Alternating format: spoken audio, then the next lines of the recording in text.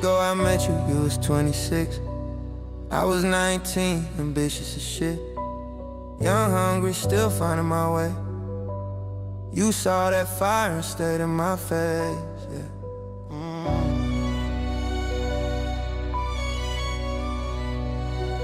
DJ Urban T.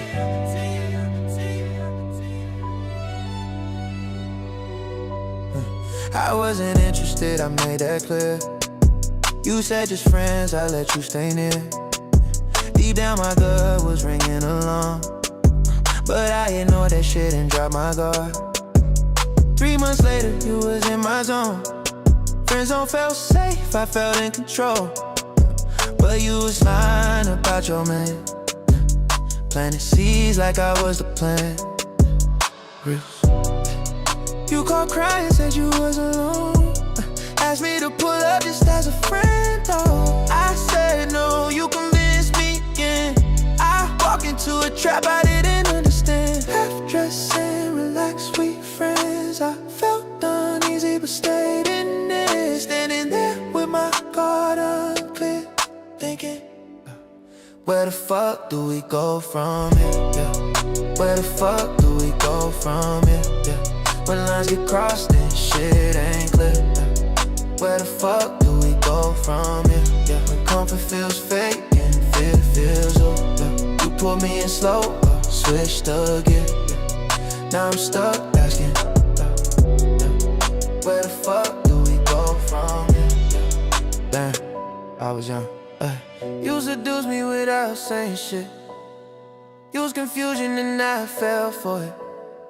I won't lie, I gave in that night, everything changed inside. I was a fool to fall for your wicked game. You played my empathy, fed off my pain.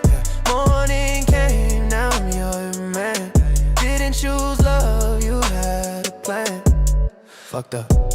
I stayed quiet, didn't wanna hurt you. Didn't know silence was permission to.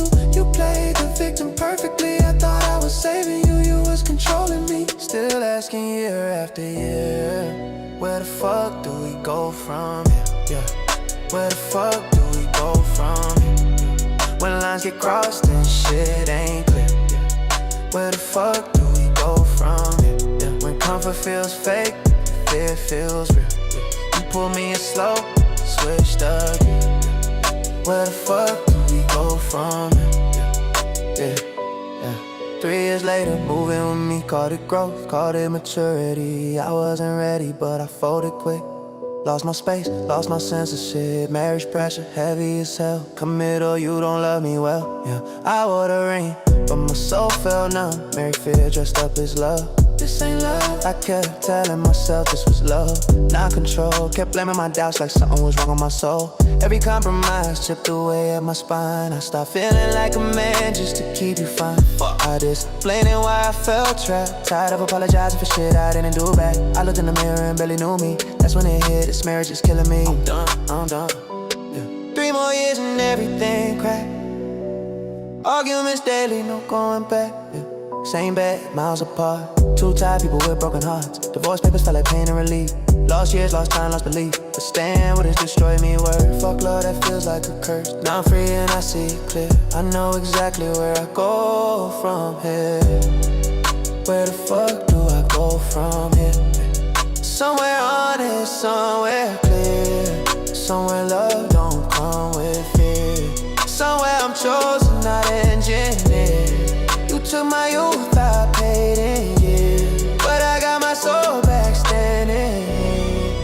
Yeah, I'm free. I'm free, yeah. Yeah, I'm free, yeah. I wasn't weak, I was young. There's a fucking difference. I confuse pressure with love, guilt with loyalty, and being a good man with losing myself. Manipulation doesn't always scream. Sometimes it cries, sometimes it whispers.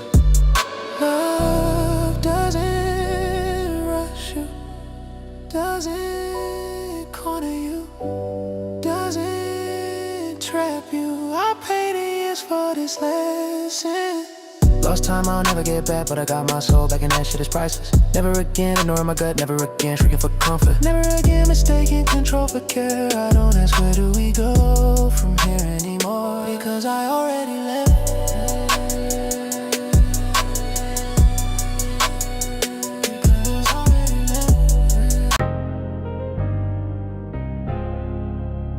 DJ Urban T. Benjamin. My brothers, this ain't pain talk. This is clarity. They told us be strong, but don't act like a man. Be sensitive, but never take a fucking stand. Be providers, but ashamed of the grind. Confused ass culture, now we losing our spine. I watch men drown with their mouths full of facts. Quote every theory, but don't move when it's time to act. Scrolling for truth like it's stuck in the feed, but red pill reality don't come cheap. I ain't mad at women, I'm mad at the lie. They told you red pill meant bitching online. Red pill wasn't rage, it was look in the mirror. Now see enemies instead of getting clearer. They say wake up, but stay sleeping they habits. Blame the whole world, never audit they balance. You broke cause you lazy, not cursed. Red pill truth hit hard, yeah this shit might hurt. Hell, red pill, but don't choke on the truth. If you woke while you still in the same fucking loop, say you free, but you chained to the pain. Red pill, see clear, still walk in the rain. Red pill, but live that shit out. Awake ain't a bad, just a long way out. If you see what's real, then stand on your feet. Brotherhood calling, don't lie to me. Misogyny ain't strength, it's fear in disguise. Red pill twisted when you stop thinking precise. Turn patterns into laws, turn hurt into hate. Then wonder why life still slamming the gate. Alpha beta talk got you sounding real small. Red pill discipline silent, don't posture at all. A man who see clear, don't need a villain. He building his shit while you scrolling and bitching. Red pill ain't the uniform, it's the work. But most one language without the dirt. Truth don't trend, don't clap, don't cheer. Red pill pressure make cowards disappear. I ain't saying the world fed, it's never the case. But red pill don't excuse you from running the race. Life don't owe you shit, but it answer the work. So either level up or stay mad and hurt. Red pill, but don't poison your soul. Truth ain't hate, it's control. Say you woke, but you live in the sleep. Red pill talk, same shit every week. Red pill, but stand like a man. Awareness demand more than a plan. If you see what's real, then bleed for the truth. Brotherhood watching, what you gon' do? Red pill ain't loud. It don't argue in comments. It don't recruit the bitter. Red pill get quiet and start demanding receipts. I ain't above this shit, I'm in it too. Same red pill standard apply to you and me, fool. If I say build, I gotta build mine. If I say lead, I gotta bleed time. Gentlemen, my brothers. Red pill ain't something you say, it's something you live. I'm holding myself to it too.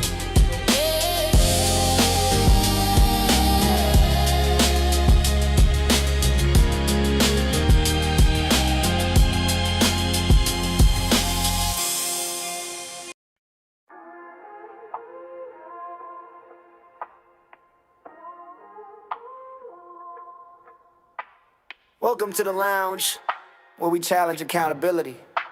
I'm Urban, and we don't do surface talk here. We use emotional intelligence, thought-provoking, mind in motion, truth be stirring, deep emotion, no filters, no faking. This here, thought-provoking. Every beat a question, every bar a lesson. I turn the mic to a mirror, life's a session. Urban in the mix, soul and intellect blend. We ain't just talk truth, we set trends from Dallas to the world. We break that ceiling, no clout, just facts, that's the real feeling. Thought-provoking, mind in motion, truth be stirring, deep emotion, no faking. This here, thought-provoking. Trap drums drop, but the message don't fade. Every thought sparks like a hand grenade. Faith, pain, love, and drive all collide, that's how minds revive. All collide, that's how minds revive. Thought-provoking, mind in motion. Truth be stirring, deep emotion. No filters, no faking. This here, thought-provoking. Mind open wide like a city skyline. Every topic shaped by design. The urban lounge where ideas ignite. Late night thoughts under podcast lights. Every episode of thought design. The urban lounge where iron sharp iron. We build from the ground like truth rewiring. Can't fake what's felt when the mic's ignited. If you listening now, you already invited. Thought-provoking, mind in motion. Truth be stirring, deep emotion.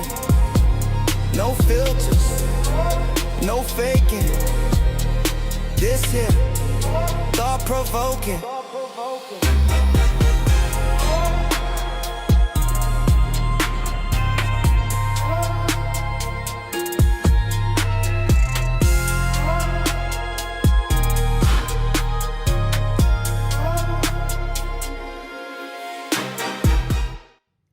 Warning, the following image and or content may be disturbing, offensive to some viewers. Viewer discretion is strongly advised. Real quick community guidelines before we start the show. Now I want y'all to know that this is a space for respectable, thought-provoking conversations. We encourage intelligent discussions, different viewpoints, and respectable debates. Disagree if you want, but do it with substance and respect. Self-promotion is not allowed. This is not your billboard. Links, spam, and promotions in the comments or in live chat will be blocked immediately. Distasteful trolling, insults, or bad faith behavior will not be entertained. You will be blocked and banned. No warnings, no back and forth. Finally, y'all will notice that the subscriber mode is on. It is only for 5 minutes, y'all. 5 minutes. That way we can protect the integrity of the show and also protect the integrity of people who actually want to comment in the comment section faithfully. All right. We're here to think, challenge ideas, and grow, and not derail the conversation. If you're here in good faith, then I welcome you. Y'all enjoy the show. You know what, y'all? I don't think the subscriber mode is on tonight. You know what I'm saying? I don't think I turned it on tonight. I don't know, because it don't look like it's on. It don't look like the subscriber mode on at all. So that's that. But salute, welcome to the lounge. I am Urban. Appreciate y'all tuning in to the stream for tonight. Man, we got one hell of a show tonight that we're going to cover, and I appreciate y'all tuning in to this because I want to get y'all perspective on this, all right? Because I have been seeing this a lot lately, okay? Now, the topic of the show is dealing with, do black men trust black women? Okay, that's the whole premises of the show. But however, just because we're talking about black men and black women, that doesn't mean that other race or ethnicity isn't welcome. Because at the end of the day, our race and our ethnicities do deal with the same type of situation. Okay. So I don't want you to think that you're not included in this conversation because we all deal with what we're going to talk about tonight. Okay. So do me a favor, y'all. I really need y'all help. Okay. I do. I really need y'all help. That's with two things. That's it. Just 2 things, man. All right. The first thing is this. I need y'all to go ahead and hit that like button. All you have to do is double tap your screen and you're good to go. That's all you got to do. Double tap the screen and you're good to go, man. Let's hit that like button. The reason why is because you're letting YouTube know that you want more of this thought-provoking conversation that we have over here at the lounge. All right. The second thing I need from y'all, and I promise it's not like begging for money or anything like that. I promise y'all it. The second thing is this. As you notice, those of y'all who are sub up to the channel, or I don't know how that works, but y'all notice that there is a poll right now in the chat. I want to encourage you to participate in the poll because I want to hear your perspective on this topic tonight. I want to see, do you truly trust women or you don't trust women? That after when you participate in the poll, go ahead and feel free and put your comments in the comment section in the live chat right now and tell me the reason why you do trust women or the reason why you don't trust women, okay? Because I want to get your perspective on this for real. I really do. I really do. Now, tonight's show, we're going to be reacting to a panel discussion, all right? This panel discussion, it consists of different people. I believe Clifton Powell, the actor, was part of this panel discussion. Another content creator known as Conscious Lee was also part of this panel discussion. Then there was many other men who was a part of this discussion as well too. So we're going to react to this, and I'm going to share with you my perspective about this whole entire conversation. And we're going to dive deep into this to truly see, do we really trust our women? As I open up with this, right, I'm gonna be transparent with y'all. I'm gonna be transparent. Do I trust modern women in this modern time? To be honest with you, to be like really honest with y'all, I can honestly say that I don't. Now, let me clarify that. The reason why I say that I don't is because I don't trust women to make the right decisions. Let me dive deeper into that. The reason why I feel this way is because through this experience alone, right, women tend to make decisions based on their feelings and emotional, even when it's illogical. During this modern day time, there are a lot of modern women who literally tore up a household due to how the way they was feeling. Am I lying about that? So me personally, it leaves a sour taste in my mouth for real, dealing with women. Okay. Now that doesn't mean that I hate women. Because I know that's what people will say. Urban, you must be misogynist. No, it doesn't mean I hate women. It doesn't simply mean that I don't trust the logical decision making that modern women make during this time and era. Part of it, I could get it. I can understand. I can understand that in this modern time and era, we're living in the fourth wave of the feminist movement, where every woman want to be empowered, where every women want to be in positions of power over men. I can honestly understand, the things that happened back in the day with women, dealing with men. I get it. It is what it is. But as of right now, in this current moment, in this current time,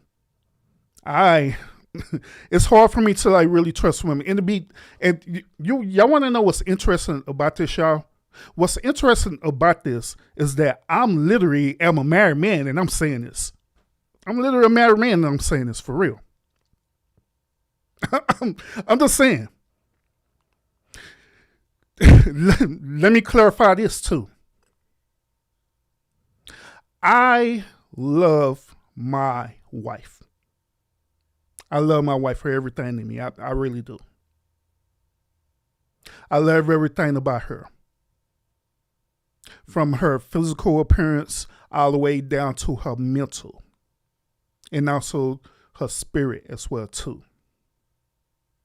When I say that this woman is truly a rare find, I'm not exaggerating that at all, period, because it's true.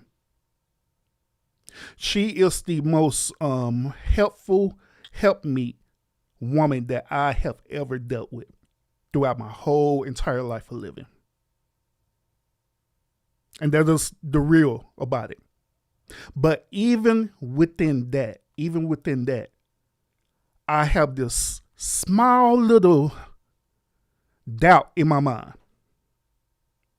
And this small doubt in my mind is simply saying this to me. When will it end? When will it end? And I want y'all to understand, when I have this doubt in my mind about that, it's not insecurity like some of y'all would think that it is. But what it is that it's acceptance. I have accepted a long time ago that things do not last forever. It don't. Our life don't last forever.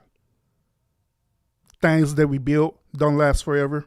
And sure as hell, relationships do not last forever. So I just had this small thought in my mind thinking, when will it end? Or how it will end. I would say that. How will it end?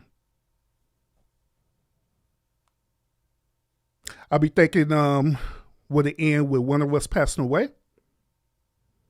Would it end with her cheating on me? Would it end where she just so happened to be at work and find a work husband and she see that this dude is better than me and want to end it?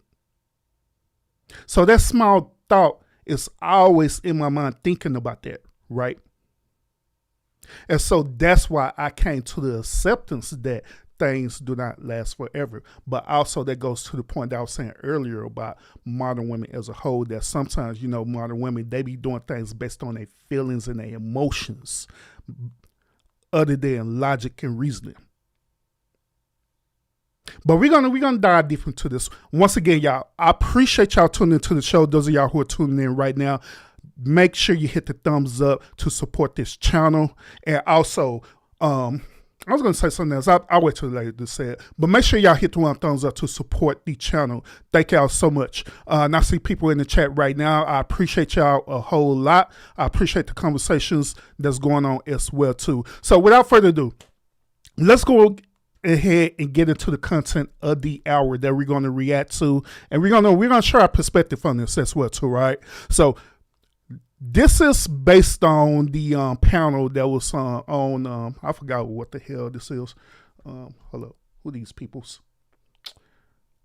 Whatever this show is. Damn it, go back.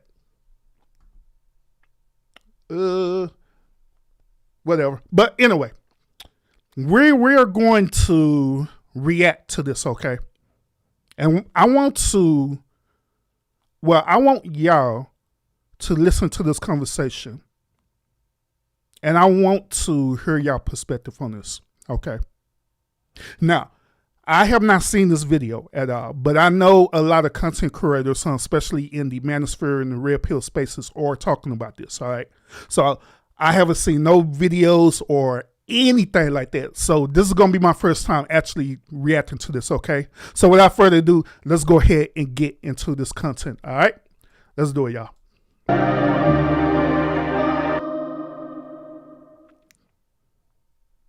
All right, so we rolling. So this the thing. We done came together. We done been brought together. We got SisterSong. SisterSong is the homies, and they are doing some revolutionary work. I mean, 2025, let's just be real, has been full of some weird shit, some fuck shit. It's been just some strange shit this year, and Black people being attacked left and right, our stories, our educational institutions, our safe places, and our power. And that's my thing, I got an organization called Build Power. So I'm really about power, and it's from the legacy of the Black Power movement. And I don't think you can get any closer to power than the person who birthed it. Right. Yes. The Black woman, right? Yes. A lot of the time, it's Black men that stand in the way of it, right? That get in the way of, what we're supposed to be empowering, which we're supposed to be collaborating with. And so when we're thinking about things like, you know, Sister Song is steeped in reproductive justice. And when we talk about reproductive justice, it's the human right for bodily autonomy. Now, here's the thing. You know, I get into all the academic terms and then I get confused. So we gonna get into it for real about what this means to us, what the human right to bodily autonomy, the human right to have kids, to not have kids, to parent kids in a healthy environment, to set up that environment, and what goes into that actually means to us. And I want to make sure that, you know, the way we talking about it, other people can understand it, because I know for a fact, if people came to me however many years ago and was like, hey, what you think about reproductive justice? I would have a very confused look on my face. And I'm like, I don't know exactly what that means and how we engage with it, but everybody here comes from a different perspective, a different life, different experiences, and we want to bring that to this conversation. So I know that there's no way to get there without the empowerment of Black women and centering Black women in that power talk, in that power struggle, in that power strategy, in that movement, in our behavior. And what in y'all's eyes does that mean to you? Like, from y'all's experience, what's your connection to or experience with reproductive justice, and what does that actually mean to you? Anybody could kick in. As a father, you fall deeply in love. All right, so real quick, just to summarize, the whole panel discussion is going to talk about reproductive justice, all right, dealing with preferably the woman. With parenting, right, and what that means, and understanding the responsibility that it takes. But you also learn, as a father, the mother ends up doing so much more than what you can offer sometimes, and it's just facts. You don't have breasts to feed this baby. You don't have the kind of just natural intellect to kind of carry things. That's why a lot of fathers just say, here you go, I don't know what to do, right? So I think, for one, it's just accepting that, understanding that you are there to help produce and provide, but then there's gonna be so much more that you can't, you know, provide. And so just trying to be a support system around whatever your spouse or your girlfriend at the time is choosing to do with their body is something that I've learned over the years. Personal experiences from having to make that decision to have an abortion, you know, with your girlfriend at a young age, to end up feeling like that you didn't have a say-so in it, right? And then understanding as a man where you don't. Once you decide to go into that position and you put your seed into this woman, now that's her decision where to go. You can't say, well, I don't want no baby, or you can't have it. No, you should have thought about that before you go. You know, so teaching my son that, right, and understanding that you have a decision very early on in the process, but later on you don't. And if you decide to go through with it, then you need to be ready to support and provide and do the things that you need to do. So that's kind of been my learning curve over the situation. And then just feeling horrible for, as we was talking off camera, about all the women who've lost their lives in this situation and not being able to have the medicine that they need. And not only around, you know, reproduction and having babies, but even down to like fibroids, right? My wife struggles with that, and Black women not having the information that they need to figure out how to get rid of the fibroids and all those type of things. So whatever we can do to just kind of lean in and learn and listen, that's what I've been like. Same thing, if somebody would have asked me a couple years ago, I said, oh, I guess my perspective may have been different, but now we're in a time where you really just want to have a different understanding. I teach my son that, you know, and then also my daughter, you know, what decision she has to make before she lays down with somebody, and how it can change your life, right? So it's incumbent.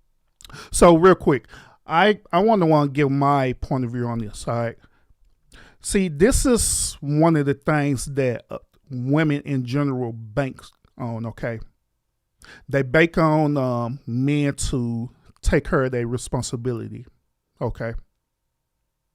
They bank on that. That's the reason why, you know, many of the women are very easy to open their legs up and procreate, you know, what you said, men, right?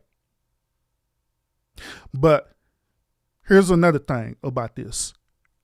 I believe that there should be certain situations where the fathers need to educate the son to know when to hold them and when to fold them too. What I mean by that, there be certain situations where these women were literally, you know, trap these men into having babies with them.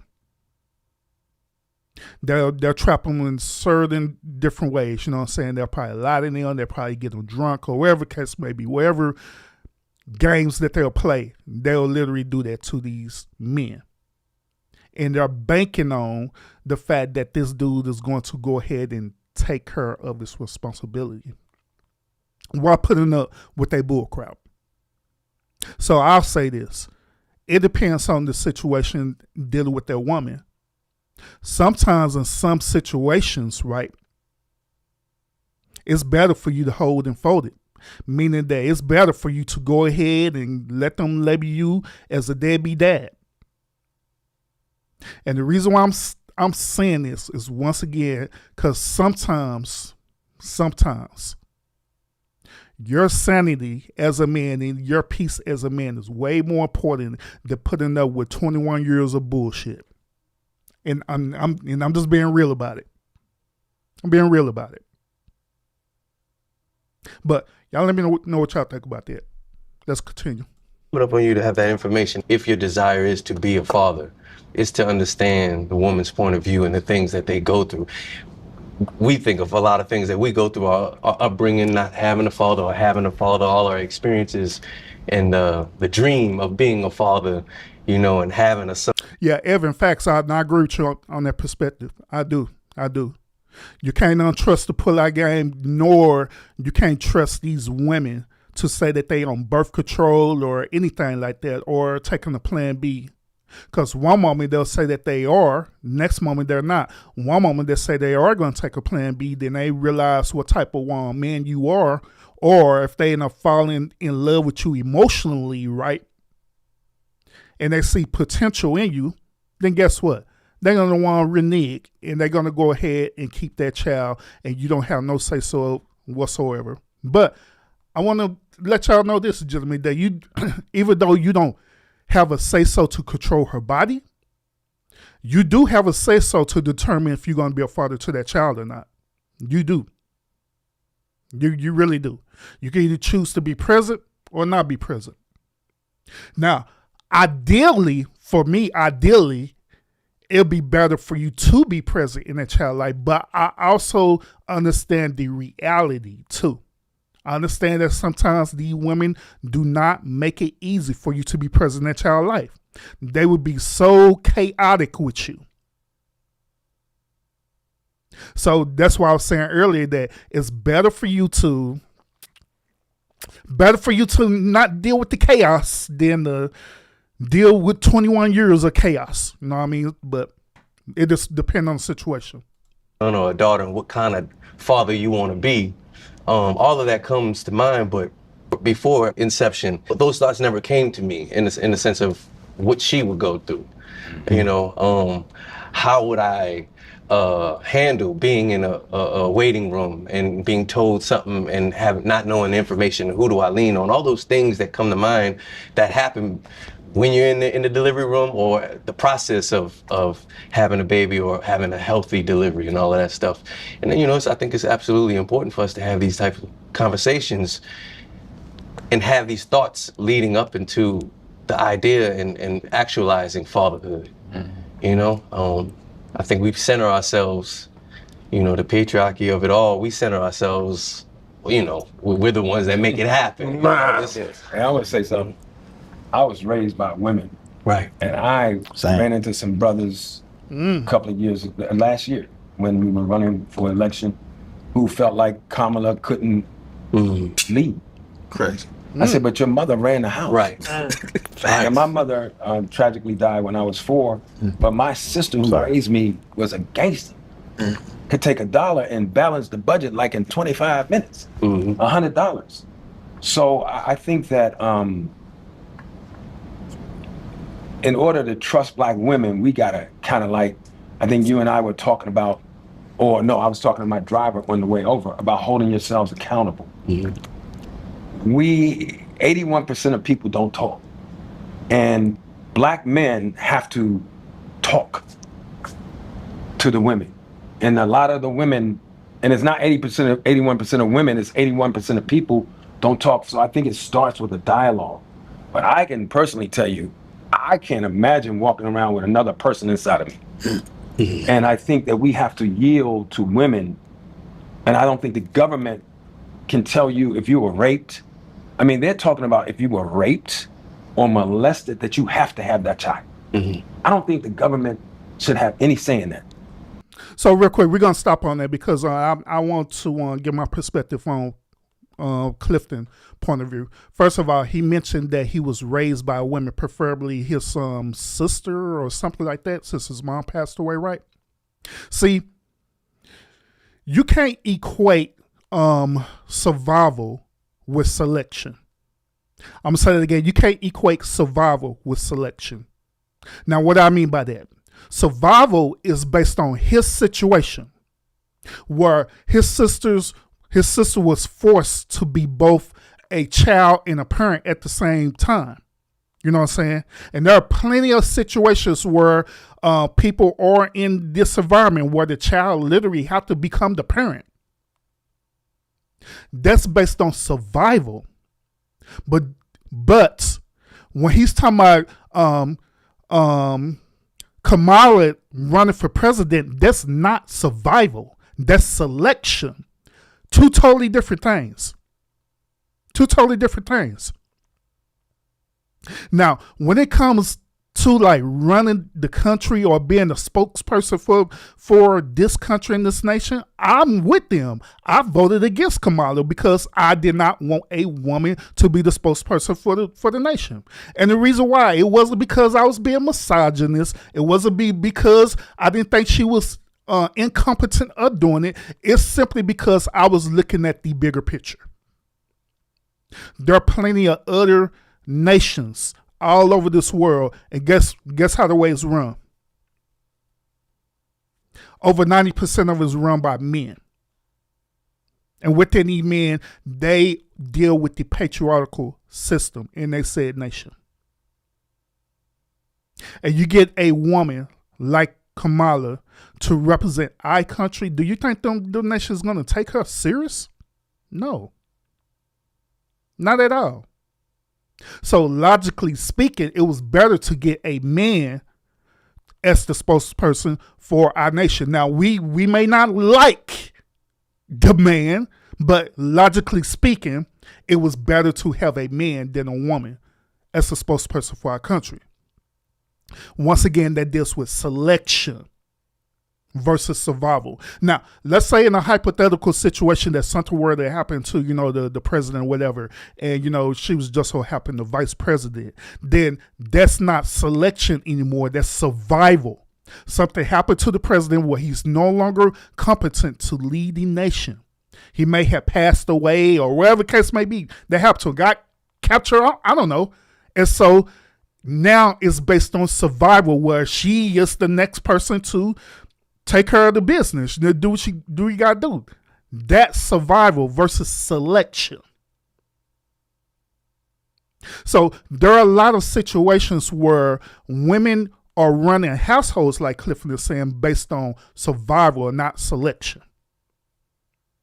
And so when you look at modern day time right now, this same type of survival is now transitioning into the fourth wave feminine movement, where these women think that they could select themselves to run the household, when that's not it at all, period. But let's continue. Along with women having a choice of their bodies, we also have to teach our daughters and sons how to be responsible. Not rely on the plan B, because abortion shouldn't be used just so you can all go out and have a good time. Right. Because we walk away, but women have to deal with the body, the changing your body. It's so much. I tell my girl all the time, I couldn't do it.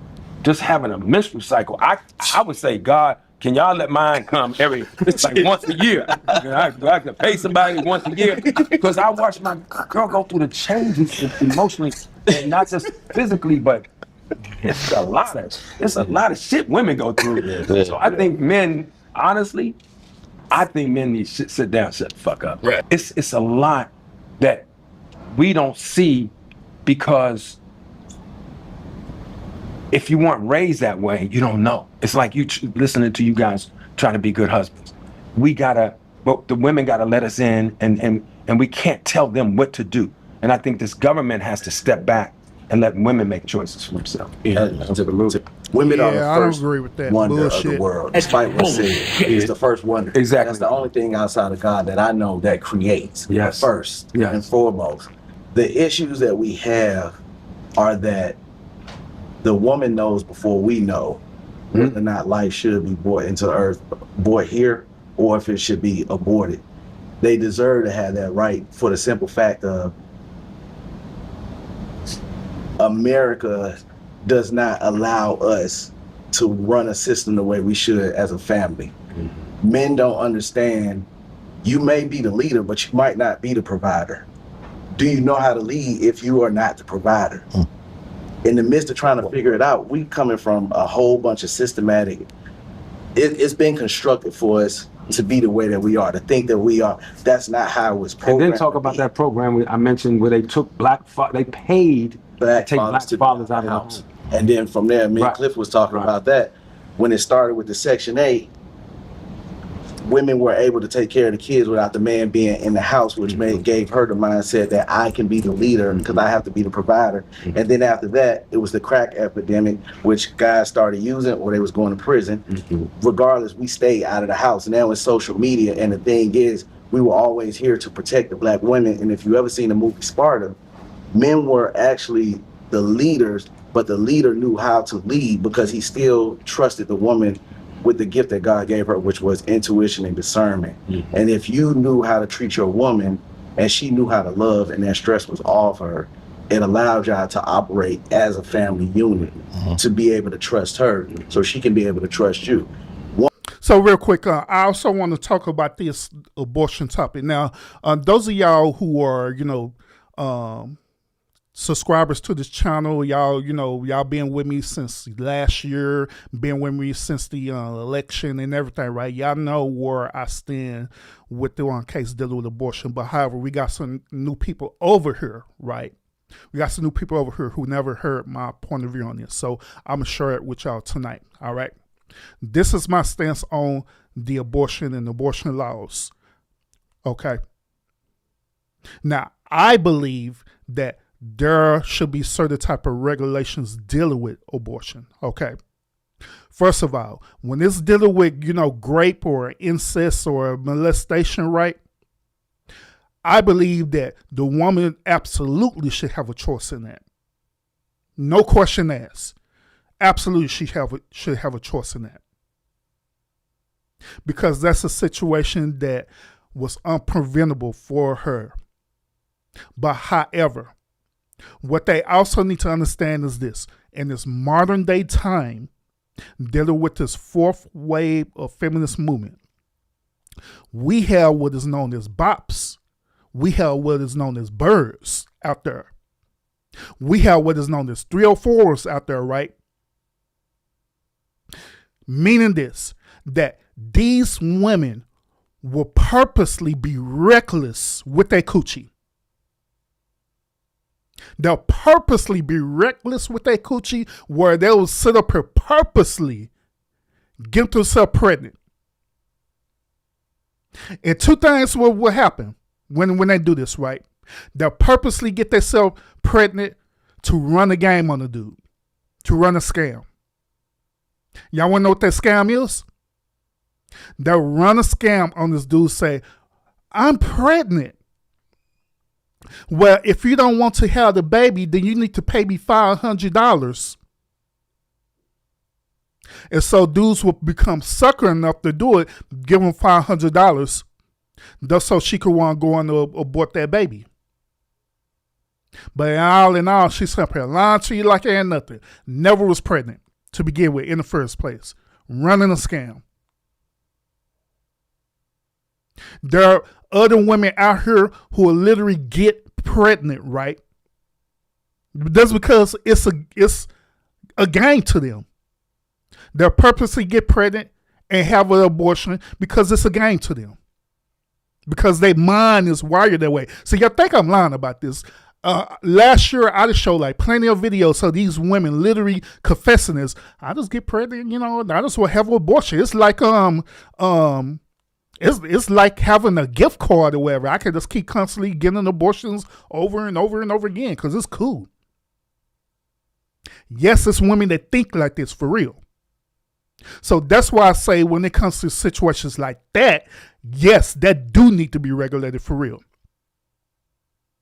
It do. Because if these clinics is seeing this woman constantly having a track record on her medical record that she just keep being reckless over and over and over again, that's a problem. And it should be a cutoff point to where they be like, hey, 5 abortions is enough. You're done. Time for you to have that baby. Take care of your responsibility because you chose to lay with that dude. And on top of that, whatever dude that you lay with, he need to take care of that responsibility as well too. But that's where I stand on that.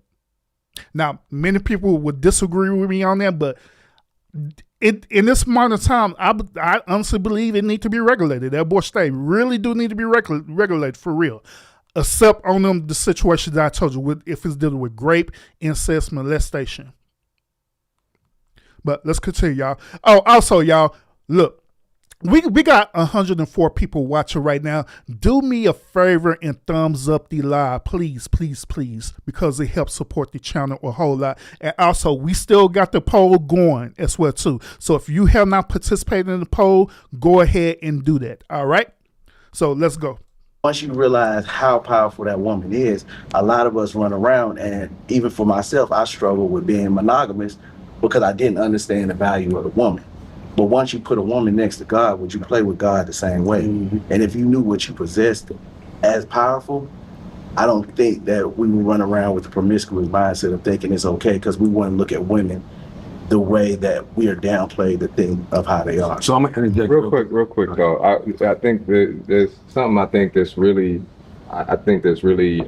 dope that you started with is around women being first close to God, right? Like, because that's a fact. And talking about creation, talking about creating, talking about, because I do think people talk about the human race all the time, and it started with blah blah blah blah. It started in Africa, started in Africa with a black woman, right? And so I do think the closest you could get to power, the closest you could get to life creating circumstances and is with the black woman. First wonder, yes. But also just want to ground us in, when we talk about reproductive justice, it's not just about birthing, right? It's not just about having a kid. Right. And it's about, when we talk about bodily autonomy, it's about, we all want the right to control our bodies. I don't want nobody telling me what to do with my body, right? And that is a right that expands even beyond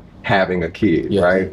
And fostering that environment to be able to raise folks. And when we talked about like the village, right? And that it takes a village to raise a kid. It wasn't like, okay, all these people on the block got a responsibility. It was actually, you understood that kid that every decision that goes into raising that kid, teaching that kid how to move, teaching that kid how to communicate, affects, it forms their future, but it also affects everybody in the village, right? And so everybody had a responsibility to make sure that that person and the people that were raising that kid had what they needed, had the healthiest environment and things, to make sure that everyone is okay, that we all can live the life that we deserve, right? And so, I do want to also make sure that, I ain't got no kids, just so I can't talk about, the standpoint of a father, but there are fathers at this table. I also got 25 nephews and nieces. I'm unk over here, you know what I'm saying? I got unk strategy over here. But there's so real quick, y'all, do y'all believe that his input in this particular conversation is valid since he don't have children? Now, the reason why I'm asking is because this is one of the many talking points that I heard both in Red Pill, Manosphere, also Pink Pill, and feminist groups as well too. Do he have a place here in this conversation? Y'all let me know what y'all think. there's perspectives from all and on this table from every angle of it, and I do want to go back to and you know, we can go wherever you wanted to go, whatever you wanted to say, but I do want to talk about that you know, like you said, the government shouldn't be involved.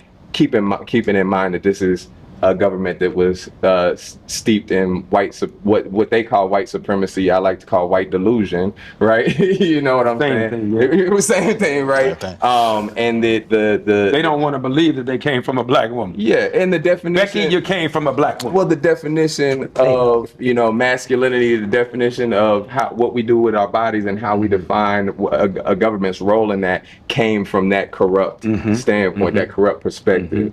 So I 100% agree that the government shouldn't have anything about it. But where did you want to go with that? Well, I think one of the things that I think helps, I believe, with women's right in terms of their sexual reproduction is the relationship that we have with the black man.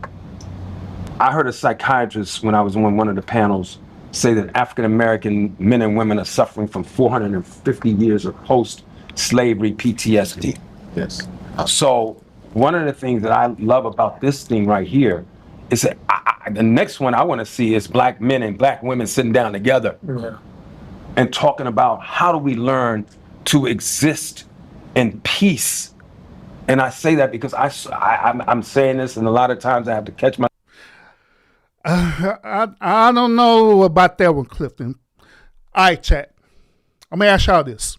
Those of y'all who are men and women of color, okay, do you believe that in this modern generation we're suffering from post PTSD due to slavery?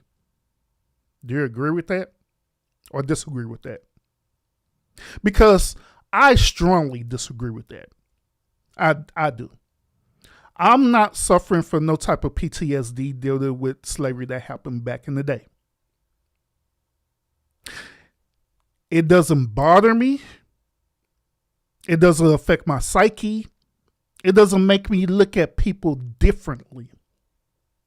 Now, the only exception to that rule, if that particular individual is displaying either racism or systematic racism within my presence, then that's totally different. But for as a whole, as a community, me in it, no, not at all. No, that doesn't bother me. I don't care about that. And to be quite honest, we shouldn't care about that neither in this modern generation. We shouldn't. We should be aware of it. Yes, absolutely. We should be aware of it. We should be aware of the history behind it. Absolutely. But for us it affecting our everyday life, worrying about it and thinking about it, no, not at all. Because how are you going to evolve if you're still stuck in the past? How? We should be moving forward in the present so we can shape our future. That's how I see it. Myself, it's emotional. I grew up with a lot of violence around me. My father, when he drank, I seen him knock women. My father fight a baby. He was just off. So look, welcome everybody in the chat. Off from the oppression of this culture that broke him, and so we were born. A lot of us were born into that. Our fathers, and we're trying to break those cycles. So somehow that ties into me to women's reproductive choices in terms of having a baby with a guy that's comes from a broken family. Now the baby coming in with a broken family, and bam, bam, bam, and the mother's asking the father for support, and like, yo, I ain't asked you to have that motherfucking baby.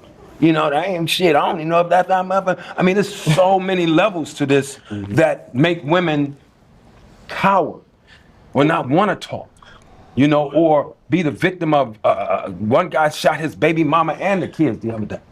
It's so I think we got to attack that from not just right now in this racist culture that we're seeing with this administration, but also from a generational standpoint. For sure. I don't have the historical information, man. That's why I'm a listener, man. I'm a great listener. But when I hear you know, from your generation, your perspective, and your perspective, and everybody's, you know, perspective in the sense that as we get into it, I feel like we let women down in that regard. We didn't stand on business. And What you mean by that? I just feel like we let depression wear us down. Fathers let depression wear them down and beat them down, take them out of the house. And therefore, No, they forced them out of the house. Forced them. No, they had a program. They forced them out. They didn't leave the house. I feel that. I understand that. I can't. Okay, let's address this, all right? Since they're talking about the welfare system back in the 80s and 90s, do y'all agree or disagree that the welfare system literally forced the men out of the household, or was it a choice that they made due to survival? Because my stance on it is that they wasn't forced to be part of a welfare system. They chose to do that due to survival. That's my stance on it. No government official wasn't yanking black men out of the household and told the mom that you got to get on food stamps. They chose that due to survival. Now, I can agree, right? I can agree and say this. I can agree and say that during that time frame, right, that it was hard. That was dealing with a lot of inflation and all kind of stuff, right? It was hard. It was hard managing the family. So they had to make a conscious decision, a conscious choice. Either be a part of this system to help them feed their children, or thug it out on your own. A lot of them choose the latter. So to me, it wasn't forced at all. It was a choice. But ain't nobody gonna make me leave my woman. I get that. I get it. But ain't nobody gonna make me leave my family. I got you. I understand that. I could never fathom what went on back then. I think you might be alluding to weak ass men allowing things that might be coming up. Like, you know, like, oh, this seems like, I don't know exactly the historical presence of it either. But you know how you say, like, oh, like, you know, you stripping us from the house.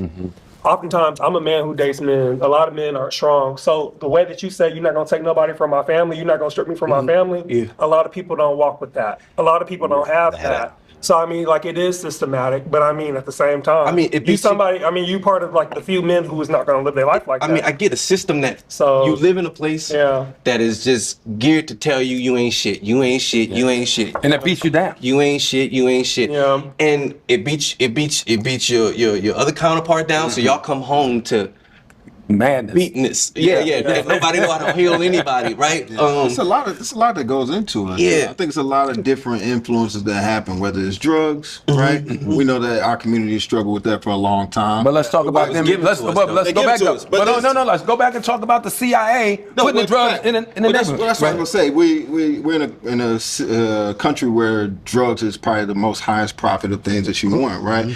But just speaking on fatherhood and being in the house and not being in the household. Hey, Brian Turner, I'm with you on that. I've not been looking at your comments. I am totally with you on that for real.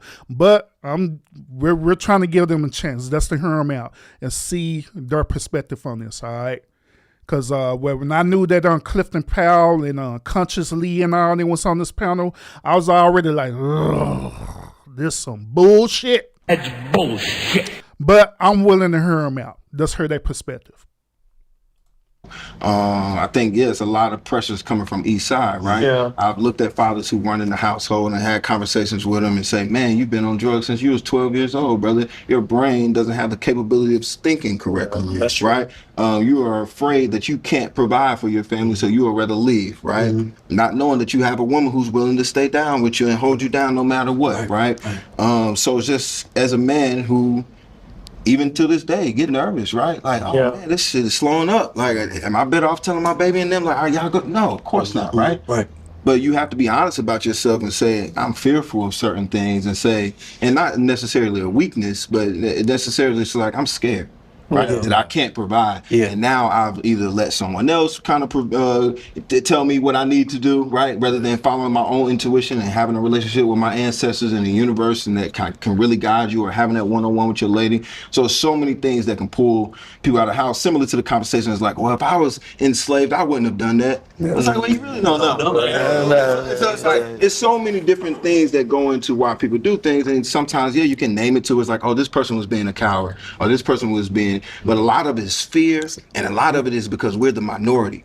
And because the pressure that comes from so many other people that don't look like us, it's a lot of pressure that makes you feel that way. And then you got the people that's in your community that oppress you, right? Sure. And so as men, we do it to women, right? As men, that's the tier. Right. We do it to women even more, right? We fall underneath that same thing. And so to your point, we got to strip that away, figure out what the issue is with that, have those conversations, understand that it's layers and layers of what it is, but also don't be like, you weak as hell. I'll make sure that word not like that now. No, I know. You wouldn't have been able to do it. You ain't been able to hold it down, but it's just like, man, it's so many, reasons why a man would leave a household. And then sometimes it's, us not holding them accountable and saying, hey, look, man, you need to get your shit together. Yeah. All right, you need to make sure you over there. Because now I'm sitting here playing spades with you and smoking. You ain't seeing your kid 3 blocks down the street in weeks. Right. So no accountability. So to your point, as you was talking to your driver, let's take accountability, but then also kind of give each other a little bit of grace and understanding, especially our OGs who went through a lot, especially our guys who are coming from Vietnam, who came home to nothing and lost everything and went out there and lost their mind, saw things we can never imagine, right? Did everything for this place. And did everything for this country just for them to take it away from you. And so now I say, well, fuck everybody. That's my entry point to this conversation. I think that because I went to college and I got a master's degree in human relations, I really sat with and grappled with power and domination when it comes to like gender discrimination and when it comes to discrimination against women. So for me in this conversation, thinking about like fatherhood, I can't help but to think about the way in which I was introduced into this conversation. So this is the reason why when I look at Conscious Lee, right, I be looking at this dude like, bro. The reason why is because when this dude went to college, right, this dude had got heavily indoctrinated into sociology. He had got heavily indoctrinated into urban studies. And when you do things like that, right, you don't have a broader perspective on things. You don't see things in reality. You only see things based on what you're indoctrinated in, right? Like case in point, dealing with, for example, religion, okay? Some people be heavily indoctrinated into their religion where they can't even see reality. They think wherever that religion said that should happen is going to happen, period. Without no room for wiggle. They're right, everybody else is wrong. This is how this dude consciously is with his education because he got so indoctrinated in it where he can't see a broader perspective. To be honest with you, a lot of these gentlemen are the same exact way as Conscious Lee, to be real. But I thank God that I'm not like that. I'm educated too because I have a degree in sociology and everything, but I'm not only educated, but I have an open mind of thinking, you know what I'm saying, where I challenge the social norm, I challenge the ideology, I challenge even what I learned to learn more. Conversation about women's progression and how there were critiques of Black women that talked about how us as men don't start thinking about this shit until we start having kids. So we start to think about how we only think about women when it's tethered to a man.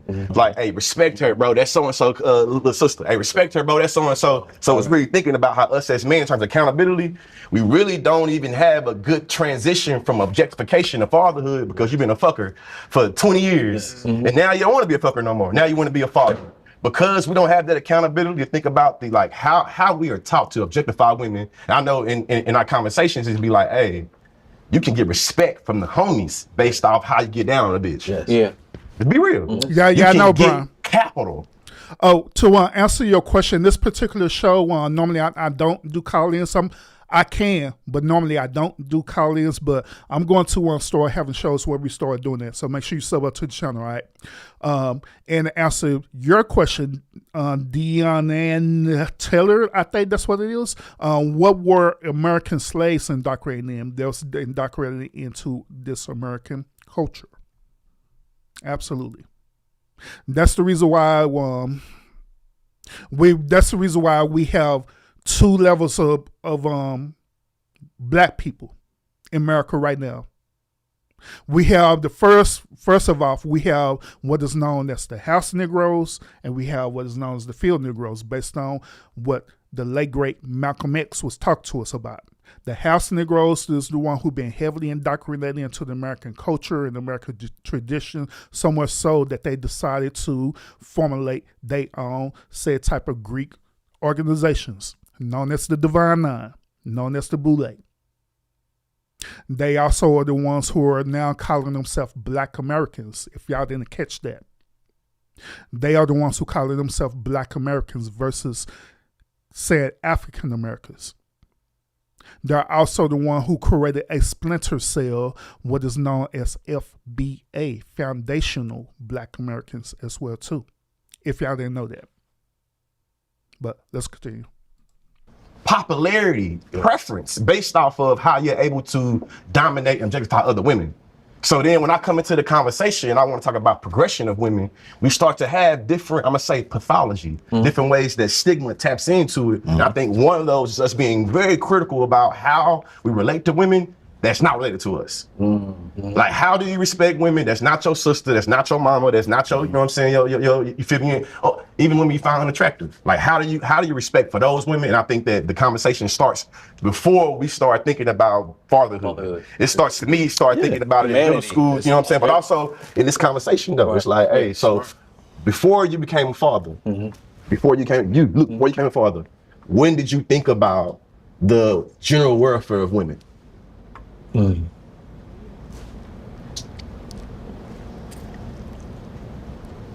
Bro, think it hard. So I think that some of that has always been in my mind, just to what will make someone give their child up. You know, since I've always known since I was 7. Feel me? So what environment was she in? Did she feel protected? Did she feel wanted, cared for, seen? All the things. So early on, I think it's kind of gone to a place of just humanity of it all, just like a person. I want to do what I want to do when I want to do it. Right. I want to feel how I feel. That's me. I want the same for everybody. Yes. I want you to live your life. I don't want nobody to take their life. But for the most part, if it makes you happy, go do your thing. That's me. Right. That's who I am. I understand that a lot of people are not like that. A lot of people also don't have my experience. Yeah. That has probably made me this way. For sure. My upbringing, you dig? Single parent household, only my mama. Watching my mama deal with men. A safety engineer at NASA, you know, surrounded by white men, telling her she don't know what she's doing. And she telling them, you got to put the gloves on. You know what I mean? It's my perspective is from that's my earliest. That's real. I want to, because how in this moment, because we have, when we're talking about the government, we have abortion bans in Georgia, my home state, Texas. That's leading Shout out to Texas. Women dying, you know, babies dying. People being less safe. And here we have folks. Hold on. That's some bullshit. That's bullshit. I live here in the great state of Texas, in the Lone Star State, and I can tell you faithfully that women are not dying. Women of color are not dying. Babies are not dying either, unless it's a choice happening for them to die.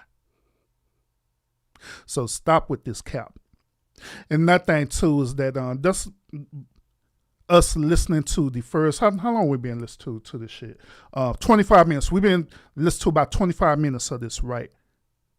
So far, all I'm hearing is them blaming it on the man. This whole, I hate it when they do this argument where they want to blame it on the man, blame it on the man, blame it on the system, blame it on the man, blame it on the man.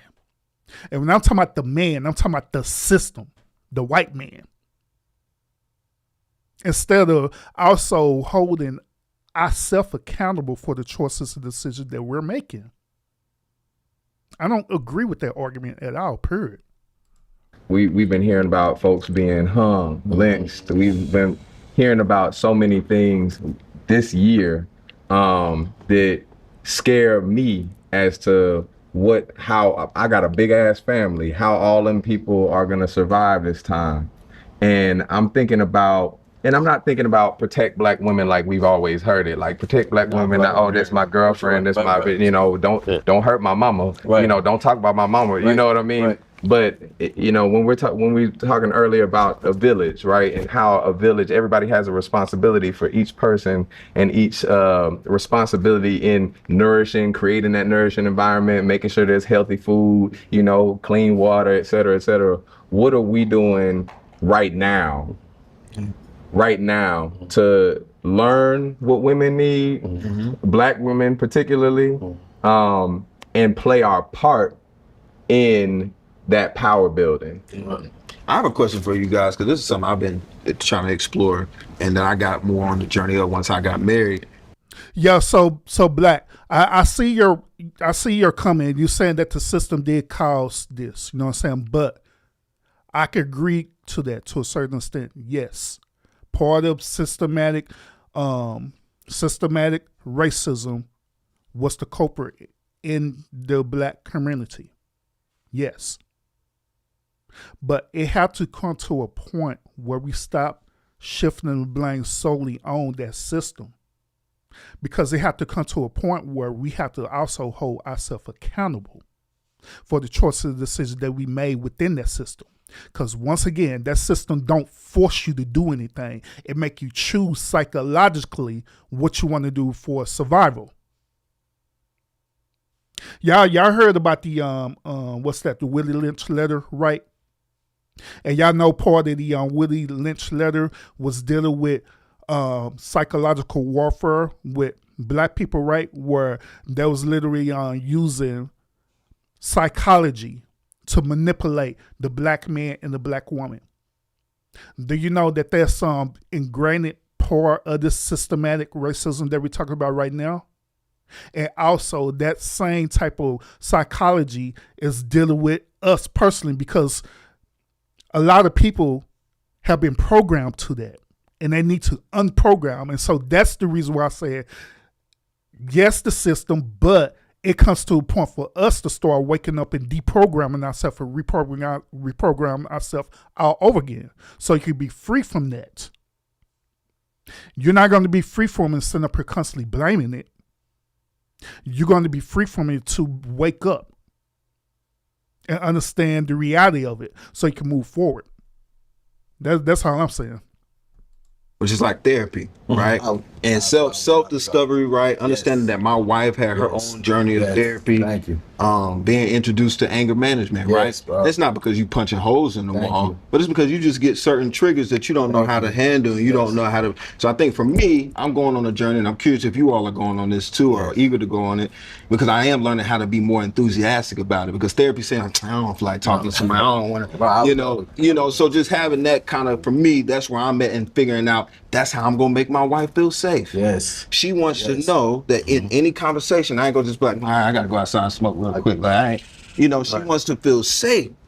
And the more we can make them feel safe, and because naturally we all want to provide. Most men, you want to be the provider, you want to go out there and do the thing, but you forget about it ain't just monetarily, it ain't just hanging out with your son and your daughter. It's like, how do I have these conversations and actually know how to have them? Yes. Because sometimes you don't understand that. You don't get taught how to, deal with impulse control and all those type of things. I would be curious to know if any of you all had your own therapy journey and trying to figure out how to, obviously keep your spouse safe or anybody in your life to safe. I know it's particularly talking about the women in our lives. So. He literally said just what I was about to talk. I don't care what's said. If you think you are okay, go to therapy. If you don't, I've been in therapy like 4 to 5 years, and it's bigger than, like Luke was saying. I'm going to stay in my house. But just because you stay in your house. Wait a minute. Hold on. Back this shit up. Why in the hell are you in therapy for 4 or 5 years? That is crazy. You don't need to be in therapy for 4 to 5 years unless you got some serious psychological and mental issues going on with you. You really don't. Therapy is a temporarily placebo effect to help you cope. Because at the end of the day, it is up to you to navigate your sad feelings, not that therapist. So the normal person shouldn't be in therapy for that long. I've heard women say that all the time, that they done been in therapy for 5 years, 8 years, 10 years. Like, why? Why? House don't mean you're going to have a healthy environment, because you could stay for 20, 30 years for them kids, but if they saw anger and this, that, and the third, you can't be mad that they go out and do the same thing with what they saw. It is encouraged that if you take it self, you need to take it self. You need to have couples there. We as men, even wanting to be better, we only have the information that we've been given amongst each other, but we don't have different perspectives. It's okay to take perspectives from white people because they don't have the mindset of survival that we have. So when you hear different, you think different, you move different. You're more optimistic to know how to move within your household. It is my children. I don't care that they're only 9, 10, 7, 6. They have problems, and every black man at this table had problems. We had situations we couldn't talk to people about. Get your children in therapy. If you can't afford to do it, healthcare can cover it. Mm-hmm. Get your children in therapy because they need to have that healthy outlet to have somebody. They don't always feel safe talking to mom and daddy, regardless of how well we are. They don't feel safe doing that. Mm-hmm. No, I don't agree with that either, bro. I don't agree with it. I don't. Therapy is only a temporary solution. It's the same. I put it to y'all this way. It's the same concept with going to the doctor, okay? It is nothing wrong with going to the doctor, and getting your annual checkup to make sure your body is what it is. But that's an annual thing. There's nothing wrong going to the doctor when you're experiencing any type of, illness, right? But that's only a temporary thing. It is nothing wrong with you even being on medication, but medication is designed to be a temporary thing. It is your wellness and it's your lifestyle is what's going to help you cope and be the optimal version of yourself. Same situation with dealing with mental health, which I don't agree with this bullshit. I really don't. They sit up here selling mental health as though it's an everyday thing that you need to do all the time with everybody, and it's a one size fit all with everybody. No, it's not. It's also a temporary solution. That's all it is. Them therapists, them psychologists cannot help you with your bullshit, other than give you instructions for you to follow, give you a little bit of guidance to help you follow. But it's up to you if you follow the directions. Hence, that's why I keep saying that now you shouldn't be in therapy or any of that long unless you got some serious mental issues going on with you. Nor I don't agree with having your children going to therapists as well too, unless it is truly some mental issues going on with them. I'm just saying, whatever happened to back in the day where we could all sit down as competent grown adults, right? And we could sit down with our children and have a conversation with our children, and we work through these situations together as a family unit. Whatever happened to that? Why do we need a third party to govern that? Why? Because to me, it sounds like that we are that incompetent to make choices and decisions for ourselves. Hence, what we're talking about tonight with trusting women. If women preferably are thinking like how these dudes is thinking, right? Then, yeah, we got some serious trust issues dealing with these women, and we cannot trust them to make logical decisions. I'm just saying. Also, y'all, Appreciate y'all want to tune into the show. Hey, we got 204 people watching the show right now. Do me a favor, y'all. Go ahead and hit that thumbs up. Just double tap the screen, and so you can hit that thumbs up to support the channel, to let YouTube know that you want more of this thought-provoking conversation. And those of y'all who are either watching in the bushes, make sure that you go ahead and sub up to this channel so you can be engaging in the live chat, because we're having really, really good conversations right now, all right? And I want y'all to be a part of the conversation as well, too. Okay. Now, before we get to the video, there is I seen this in the chat. All right. This is from Hemp 15, right? They say this: there is so much more kids having kids who shouldn't be having kids, and it's snowballing. Then they follow up and say this: when a kid is having a kid, when they shouldn't be having a kid, it's created so many issues and debates, and you cannot control or stop this from happening. Very interesting perspective. And the reason why I wanted to point this out is because part of that, I do agree with you. I do. There are so many young kids having kids at a very young age. Absolutely. Absolutely. Now, the part about we can't control it, this is where I got to give you a little bit of pushback on it. I believe that we can control it. I believe that how the way we can control it is, first of all, doing what we're doing right now, having a conversation, having a dialogue and talk about it. I believe also it deals with the community as well too, where we're holding each other accountable, where we're not coddling each other, right?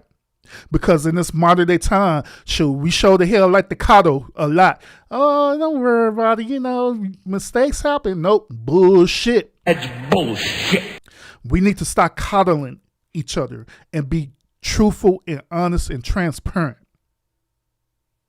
We need to be educating each other about the risk of having children when you're not even mature yourself. Hell, we need to educate each other that's having the risk, period, of even being in relationships. To be honest, I'm just saying. But if your mind is not there to have that conversation, then we got issues for real. But let's continue. Careful about getting your therapy. Thanks for the one comment, by the way. Good comment. White people, but I didn't say get it. Don't get it. I didn't say white therapists. No, I know. I'm listening to just also in general when they talk about. Watch when you're listening to them too. But what I do want to also say is that I think is really important is that our safety doesn't. That our responsibility in Black women's safety isn't on us to protect our partner generally. It's not just us that's going to have that responsibility. For sure. We have to realize that honestly, statistically, the safety from a partner in America is that you're actually less safe from your partner generally. Partner violence is so the safety has to come from how you build an accountability outside of that relationship. JJ, thanks for the bronze. That family, what is that village you building, right? Right. And so I'm interested. I'm listening. So I'm just gathering information. I have a lot. Well, I'm saying both of y'all. No, same. Yeah. Jump in there.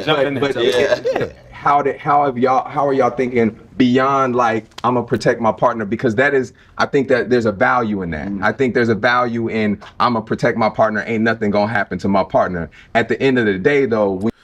First of all, whenever I hear a grown ass man referring to their woman as a partner, that is an automatic red flag. Your woman is not your damn partner. That is your spouse. That is your wife. Or if some of y'all in what you call that, common law marriages, whatever you want to call that stuff, right? That is your girlfriend or woman, whatever. Y'all are not a partner.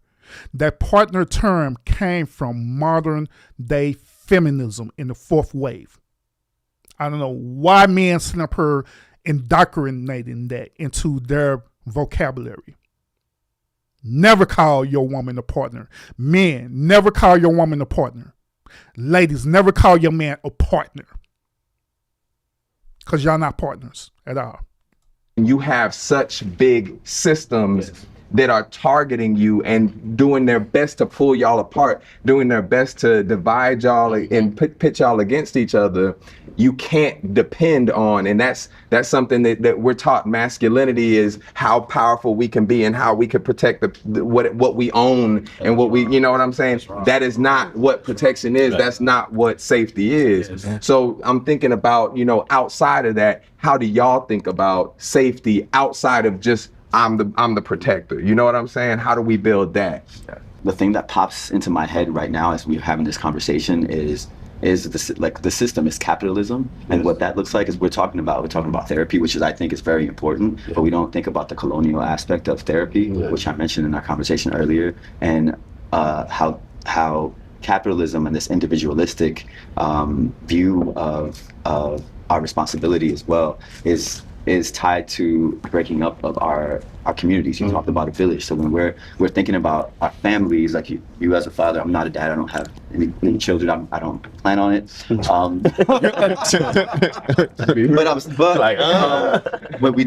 When people think, okay, I have a family and I'm raising my children, it's like mom, dad, kids. And we forget like that is a lot of pressure, and it's not supposed to be that way. Right. I think it's supposed to be a community of people that are helping each other, and we have not. Trans women, this conversation, y'all way out in the middle for that one. My family here, I'm over there with my family there, and there's no communication. And I think that's ultimately something that's really important, is us being able to come together and create from there, create the community where everyone has a responsibility to themselves and each other. Our natural ways have been dismantled. Real quick, I think do you have examples of Robert, thanks for the one, Bronze. in your life? Appreciate you. Give me a more specific question. Sorry. If it's not, you think about it, but just like what that protection, what that looks like. That you talked about colonial effect on therapy. Now I know that, to me, I'm like, hell yeah, talk about the colonial therapy. But I also don't. I know that a lot of people don't know what the hell that means, right? I'm saying, like, when you think about therapy and when you're going, and I'm not asking you necessarily about that. I'm asking you generally what that protection and that outside help and so it looks like in your life. Like growing up, I'll use my life as an example. Obviously, I grew up with both my parents, my mom and my dad. From the outside, it would look very traditional, but my mom was the one that was really holding everything down. My dad was very supportive with me when it came to providing monetarily.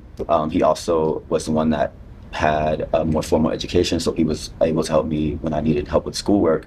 But when it came to my care, it was my mom that was there. And then I noticed the way that he behaved, or like his behavior around women, and how he was with my mom, how he was with his sisters and his mother, and how he was with me. So I'm, as a trans person, and as being his daughter and his little girl at the time, he treated me with such care, and it was the complete antithesis in the way that he treated my mother and the way that he treated his sister. So it was interesting to see him treat my mom like shit, and then be like, no, but my sister's like, I'll kill somebody if someone messes with my sister. I'll kill somebody if someone messes with my mother. And I'm like, why don't you bring that same energy to my mother?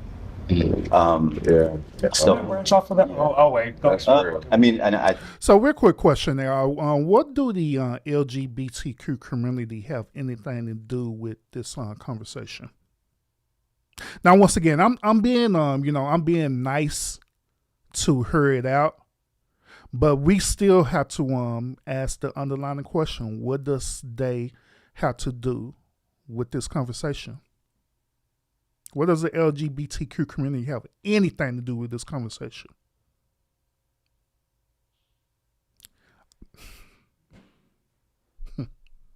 So when in my transition, and when I started thinking about how I wanted to show up as a man in this world, it was like I wanted to borrow that softness that he embodied when he was interacting with other women in his family, but not the way that he treated my mother, and what that partner violence looked like, and why. So that I started to question what was his view of my mother, because clearly he didn't see her as family. not really. He saw her as an incubator that gave birth to his child that he now loves and cares for. And then he has his sisters and his mother that he also cares for and wants to protect. But all the women that he would be engaged sexually with were just that. There were things that I would get pleasure, and they can make me a meal, and that was that. Personally, you know, I grew up with all women. Like, single parent home, had no grandparents except my grandmother, no grandfather. Both had passed away before I was born. Father wasn't around, and taking care of everybody. So I've always conceded power to women. That's been my nature. I guess my nature and my nurture is because that's all that was there. So for my journey, I was in autobiographies trying to figure out where's a man and who could teach me how to do it. What does it look like? I'm looking to Sammy Davis Jr. and Sidney Poitier and you know, anybody that's got an autobiography about whatever, Bill Cosby, only to get that dream shattered. You know what I mean? And I think a lot of men who've grown up in those environments are trying to figure out how to hold themselves accountable while also holding themselves hostage, right? I was trying to take up for my father not being there. I was trying to take up for my grandfather's not being there, overcompensating and not necessarily knowing exactly what my place and my position was. So I think a lot of, I can't speak for everybody, but I think a lot of black men just don't know, when they say be a man, what does that mean? Yeah. And not even what does that mean? That doesn't mean the same thing for this woman. That doesn't mean the same thing for this woman. You know, what is her back? You know, so I think a lot of it is double dutching. It's like, how do I give myself enough grace while also pushing myself and challenging myself to learn and listen and hear? And like I said, like, even there's not a single same perspective. It's all different. It's all different. We're all figuring it out, you know. So, do y'all notice the trend that's happening here in this conversation?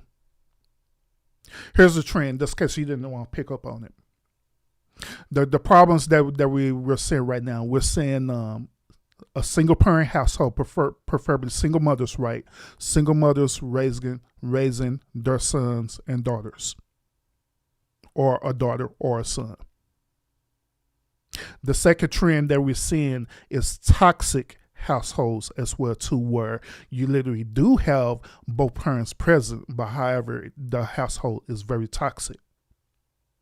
The father may be abusive, or the mother may be abusive, or both of them may be abusive. And then another trend that we're seeing is that within these said households, right, something traumatic had happened to them to change the course of the said household, which is the case of point about rape, incest, molestation, right? And so all of this is formulating these gentlemen worldview, where they given this perspective.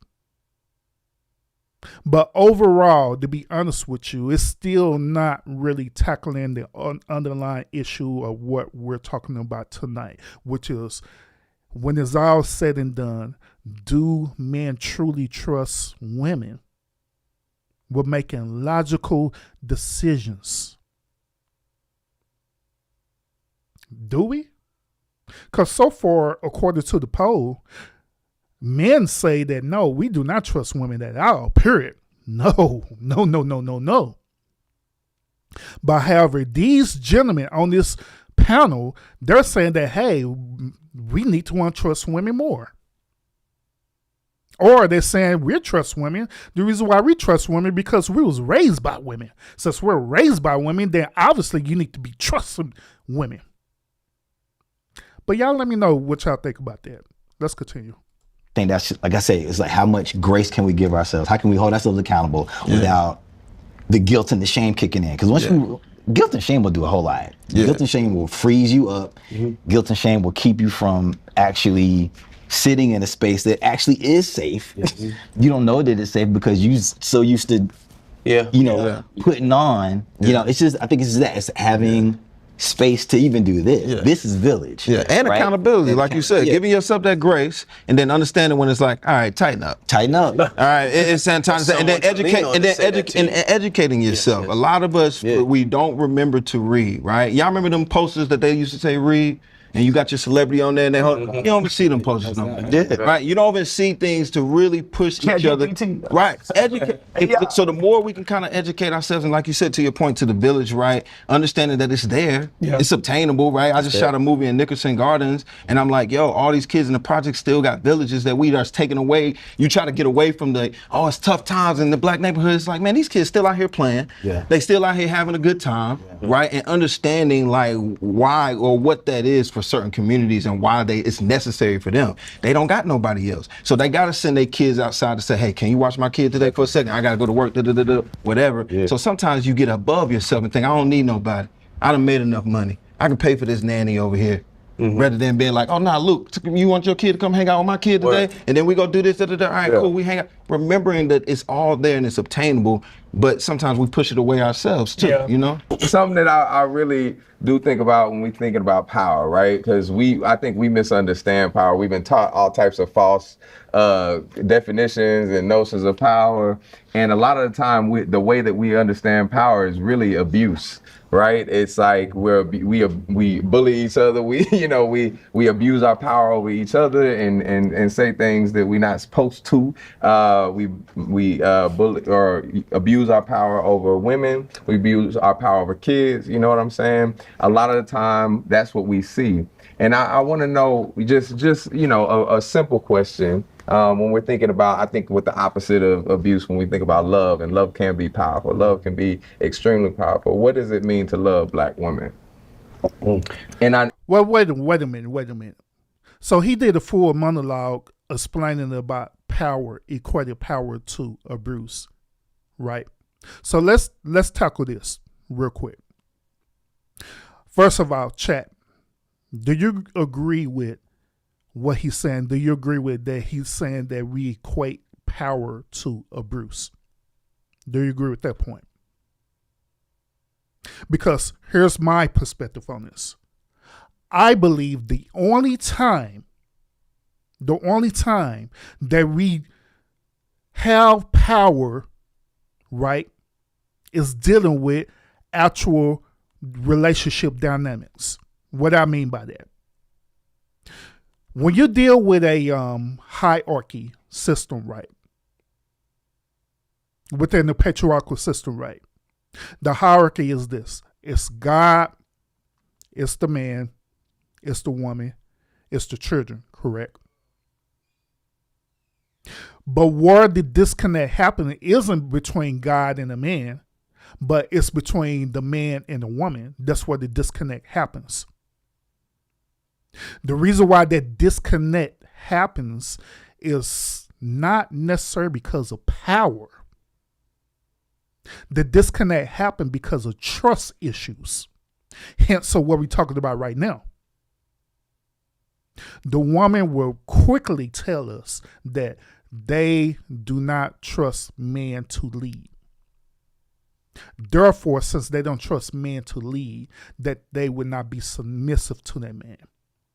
A matter of fact, many women fear the word submission because it doesn't equate to power. It equates also to toxicity. When they hear that, they thinking that the man is going to be abusive to them. Am I lying about that? So that's part of the disconnect. The other part of the disconnect is with the man himself, where he can't trust the woman. Because now, they talked about earlier about the system, right? They talked about the system earlier. So the man having a hard time trusting a woman because she is still tethered to the system. That any given time, if she feel like it, she could utilize the system to her advantage. Hence, dealing with family law and family court, where women will get bored in relationship and they decide to divorce the dude. You be married and they decide to divorce the dude for whatever crazy reason. In this modern day time, you could simply divorce people for irreconcilable differences. It don't have to be a reason other than irreconcilable differences. Then within that, then guess what? Depending on what state you at, right, you have community property. That woman get entitled to at least about 50 to 60% of the community property. And on top of that, that woman could get alimony And she could qualify for child support as well too if you have children. So that's where the disconnect with the trust is happening with the man, with the woman. So it's not necessarily a power thing like he's trying to say. It's more of a trust issue. But y'all let me know what y'all think in the chat. Let's continue.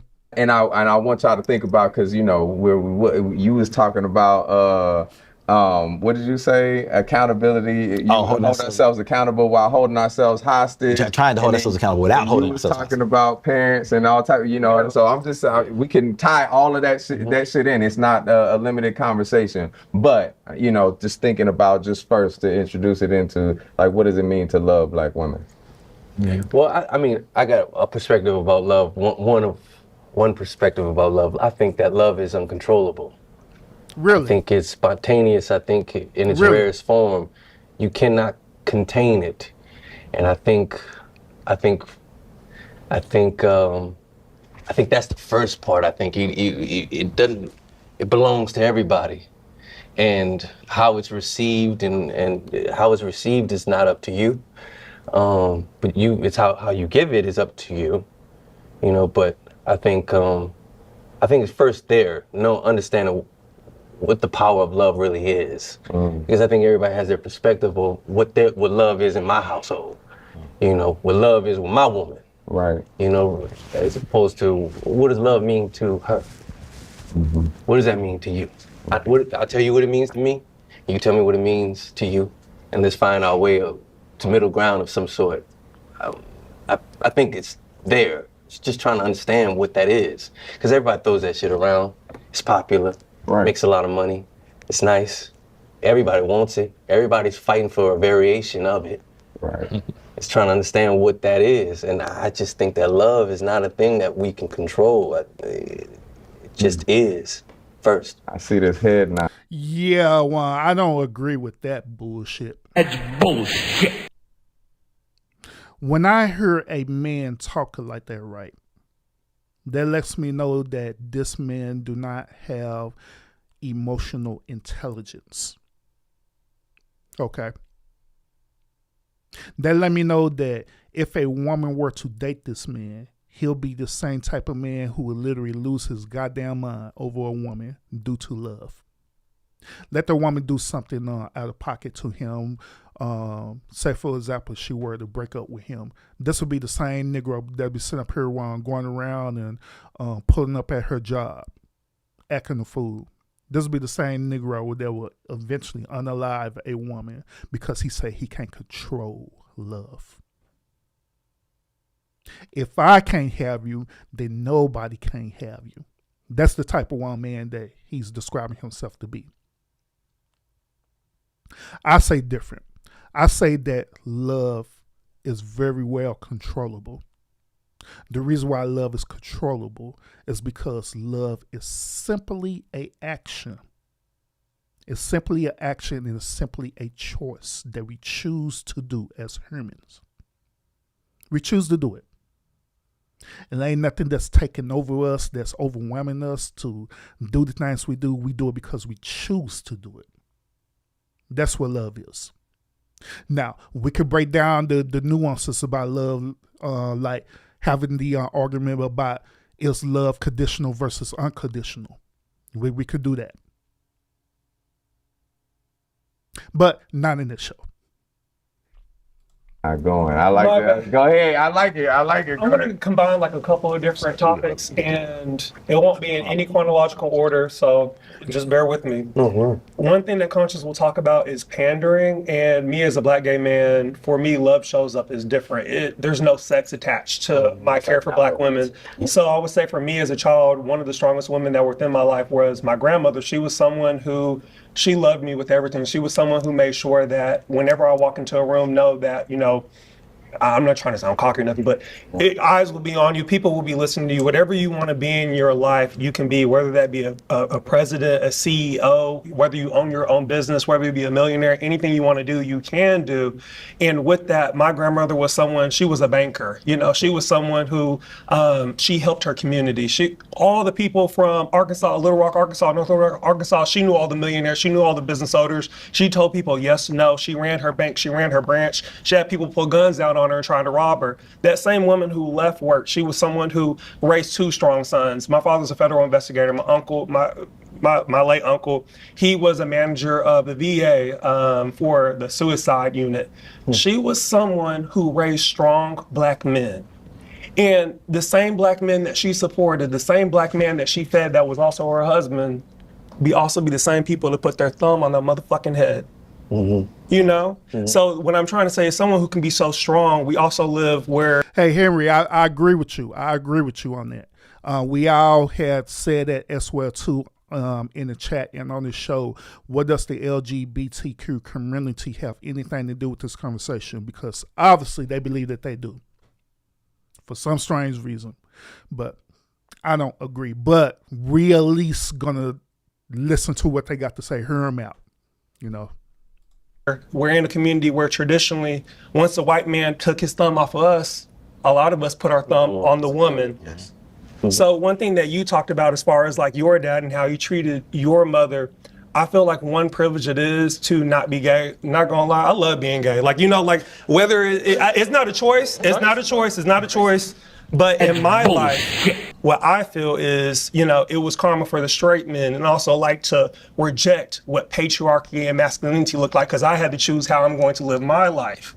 So, you know how you were talking about how your dad, he was real good with his mom, he was real good with his sisters. And me as a child. Yes. A lot of men, they just live based off of the moral code. You don't even know what your own motherfucking morals are. Right. A lot of you just want to have children because that's what you're taught to. You didn't get no education. You're not saying you have to get education. You have no craft. You have no skill. So all you can do is really just have fun and have children. Nigga, fuck you. And then another thing that I want to say is too, a lot of people, you know, when I said like, you know, having accolades and things like this, a lot of my friends, and especially with moving to Houston, I have such a respect because like in Arkansas, a lot of people had kids by the time that they were my age. I'm 26. Majority of my friends, like they're between 29 to 30 to 40, you know, beautiful women, well into the careers, clocking 200,000 plus. You know, my allyship to them is supporting them whenever we're out. Like I am a protector. There's a big kind of like conversation about like, oh, gay men don't want to be treated as like poodles or whatever. Realistically, I'm 6'2", I'm 200 pounds, 215. Like it's like if a motherfucker step up to my friends, I'm going to defend them. I feel like my presence as a Black gay man is to use my masculinity, me being a man, as to not only allow myself, you know, vertical, you know, promotion within life. I don't know how to coin that the right way, but also bring up my sisters with me. And that can be whether it's education, go and get that education. Wait, I'm kind of confused here. Is gay man masculine? Am I missing something here? Is gay man masculine or what?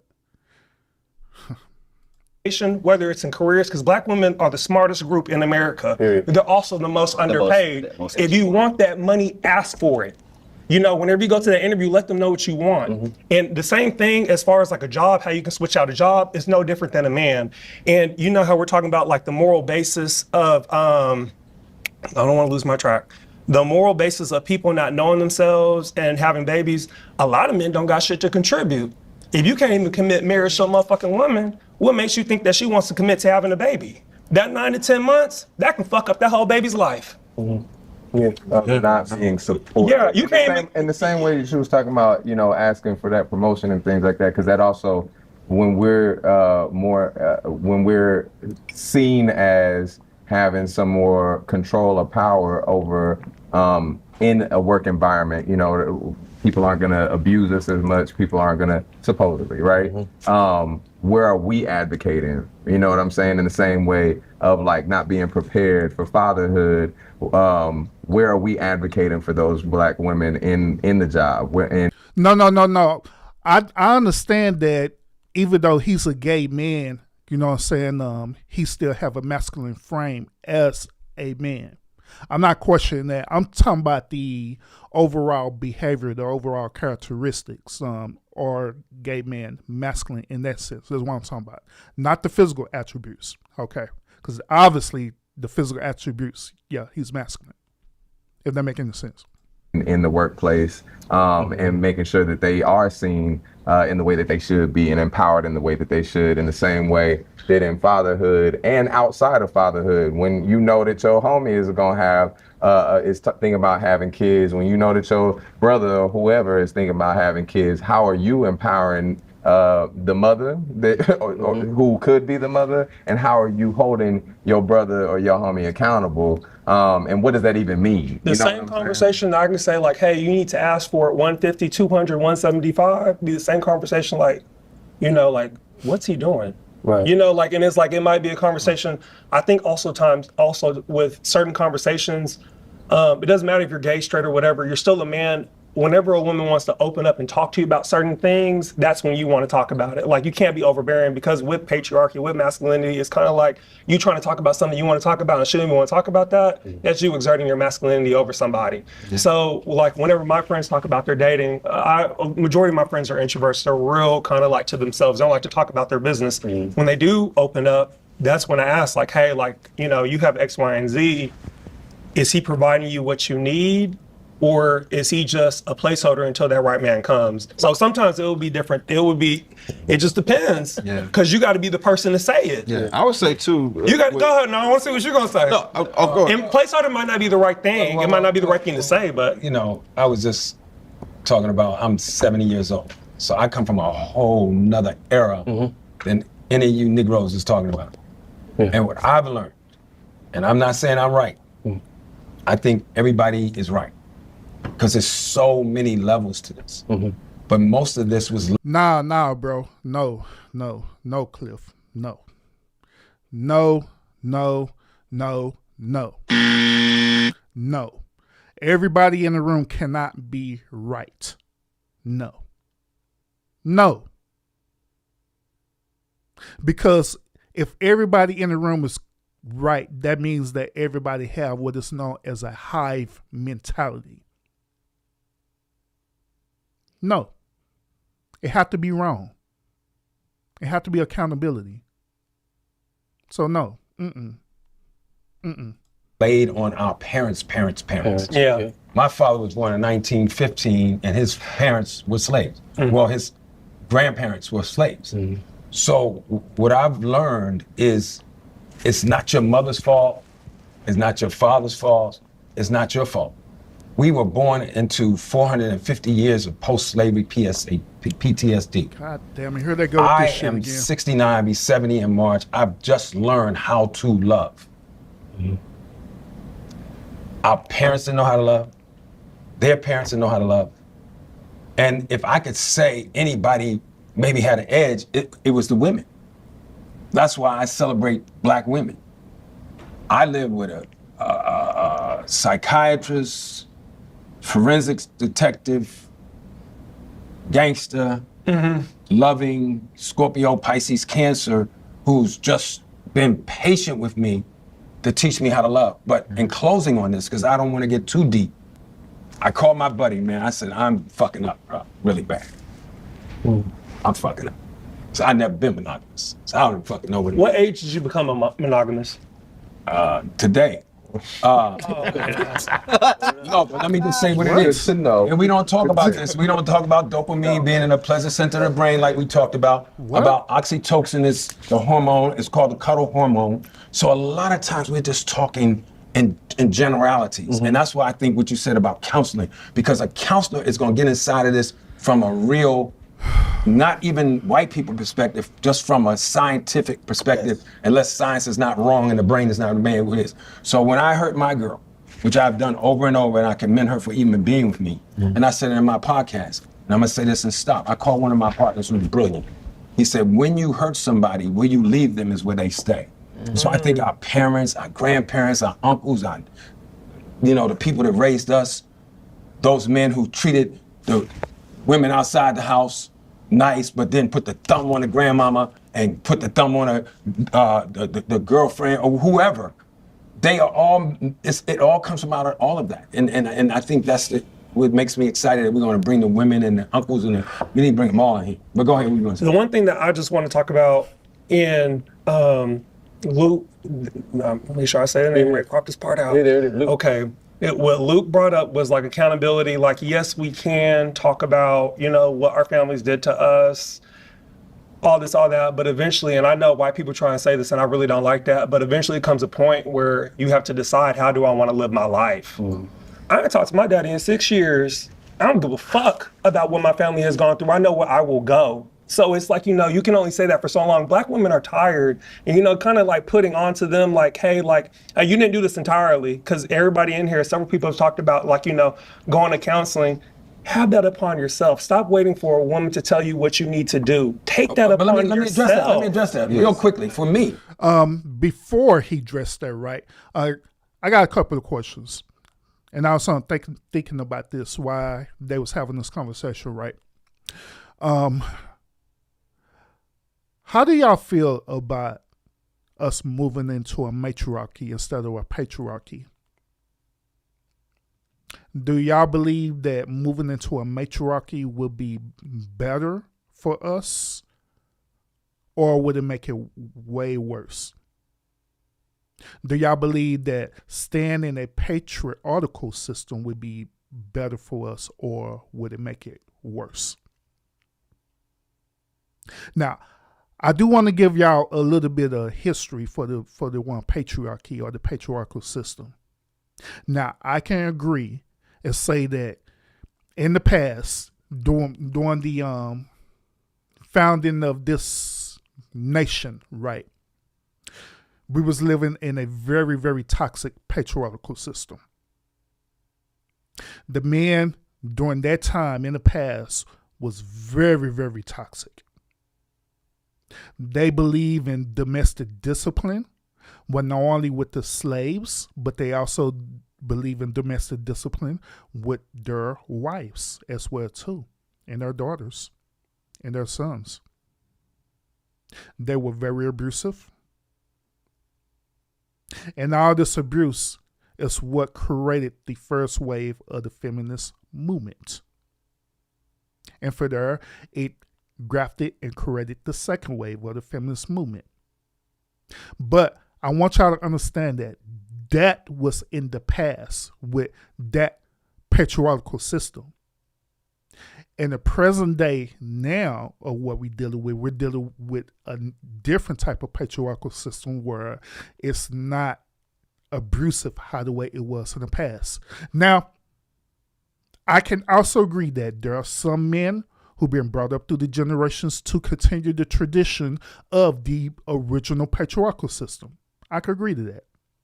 But there are a lot of modern men who've been brought up where they bring in more balance to the chaos, where they're understanding that women are not their property, women are not their trophies, that women are human beings. They're not equal, but they are human beings. So you should treat them as respect. But under the matriarchy system, right, they want the roles to be in reverse. So that's why I asked y'all that question. Do you believe that we should be under the new matriarchy, as ultimately that's what they're trying to convey in this round table, is that we should be under a matriarchal system where everybody is free, everybody is equal, everybody is right, nobody's wrong, and you should live your life accordingly towards that. Do you agree with that? Because I don't. There have to be wrong. There have to be accountability so we can move forward. There have to be structure. There have to be boundaries as well too. But let's continue.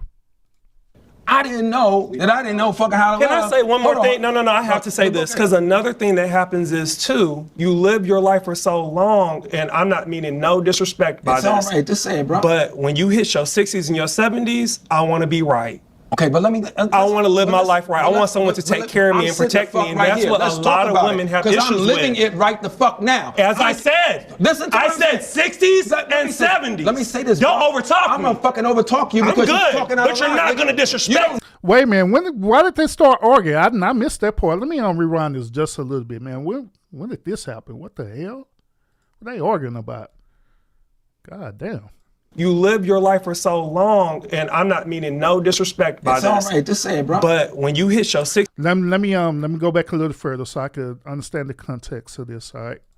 I don't give a fuck about what my family has gone through. I know where I will go. So it's like, you can only say that for so long. Black women are tired, and kind of like putting onto them like, hey, like you didn't do this entirely, because everybody in here, several people have talked about like, going to counseling. Have that upon yourself. Stop waiting for a woman to tell you what you need to do. Take that upon yourself. Let me address that real quickly. For me, I didn't know fucking how to love. Can I say one more thing? No, I have to say this, because another thing that happens is too, you live your life for so long, and I'm not meaning no disrespect by this. It's all right, just say it, bro. But when you hit your 60s and your 70s, I want to be right.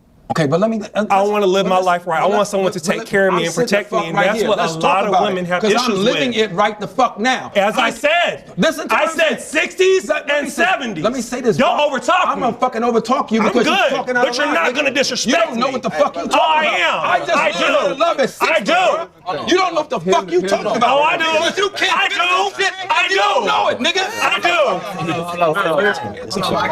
I'm good. You don't know what the fuck you talking about. So,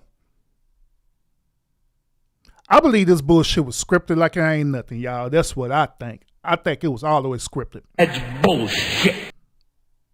Because it didn't. One thing about me, y'all, is this. I could read body language very, very well. And I could tell that Clifton threw the alley-oop, and the old boy just took the script and started running with it. So ladies and gentlemen, don't take this as face value that they literally going back and forth, doing that hyena behavior.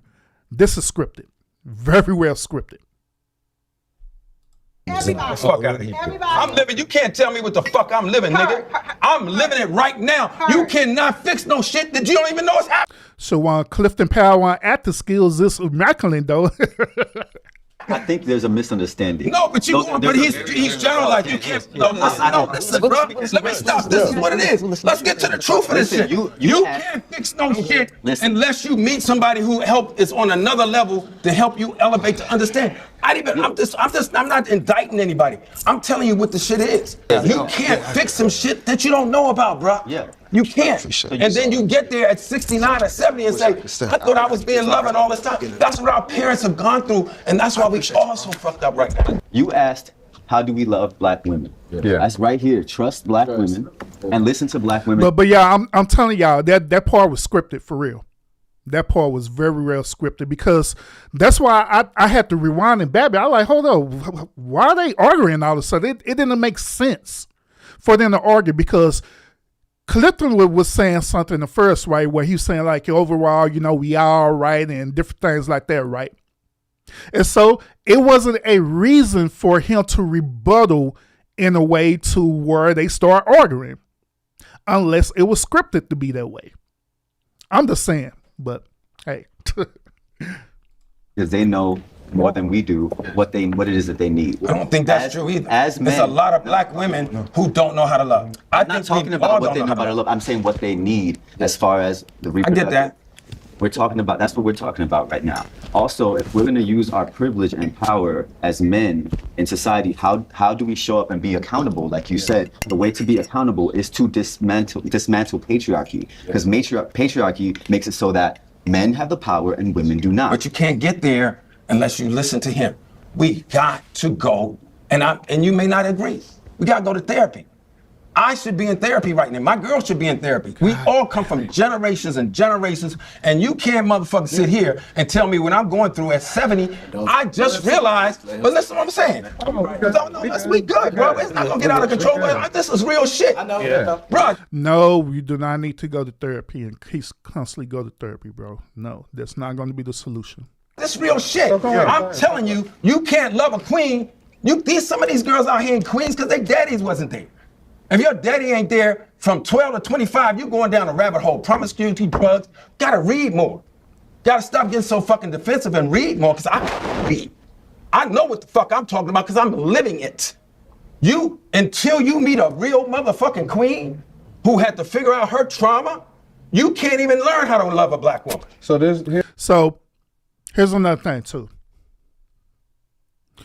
Back in the day, I used to call women queen all the time, preferably black women. I used to call them queen all the time. Hey, queen, grand rising queen, and all the stuff all the time. I used to do that back in the day. But when I started learning the reality of that actual word queen, I stopped calling black women queens, because black women are not queens. They're not. Just like black men are not kings. We're not ruling the goddamn thing, period. Case in point. Like I stated earlier, we have a huge trust issue that we're dealing with right now. According to the one poll right now, men do not trust women. So how in the hell are you going to call a woman a queen that you don't even trust? Then, just like I stated, we're not ruling anything, because normally when you think about the king and the queen, that means that they're ruling something, right? What are we ruling to constitute that we're a king and a queen? What? Name me one thing that we're ruling right now. Because obviously, if we're talking about a system in this country and stuff, right, that means the system is ruling over us, not us ruling over the system. So y'all let me know, how can we be a king and a queen when we're not ruling anything? Oh, Irby, we just say that because, it's a slang. It's a slang, what I'm saying, to show respect, whatever. Okay, whatever. But at the end of the day, we're not that at all, period. Be honest with you, I believe y'all need to stop calling each other that, unless that person really is what that is. The same thing with the N-word. Same thing with the N-word, right? If you know that the N-word was a term of endearment, that it had a negative connotation on people of color, right? Why are we using the N-word now as it is slang? Just like the B-word. Why are we doing that? Here's one thing. That's what we got to start. Here's one thing with because I think I agree that you can't wait until you got to hold yourself accountable. So if you figure it out, hold on. Because here's the thing. If you figure it out, bro. But you got to let other people talk. Hold on. No, it's all good. That's why I can't do this, bro. I got you. I'm on. You can. But you can.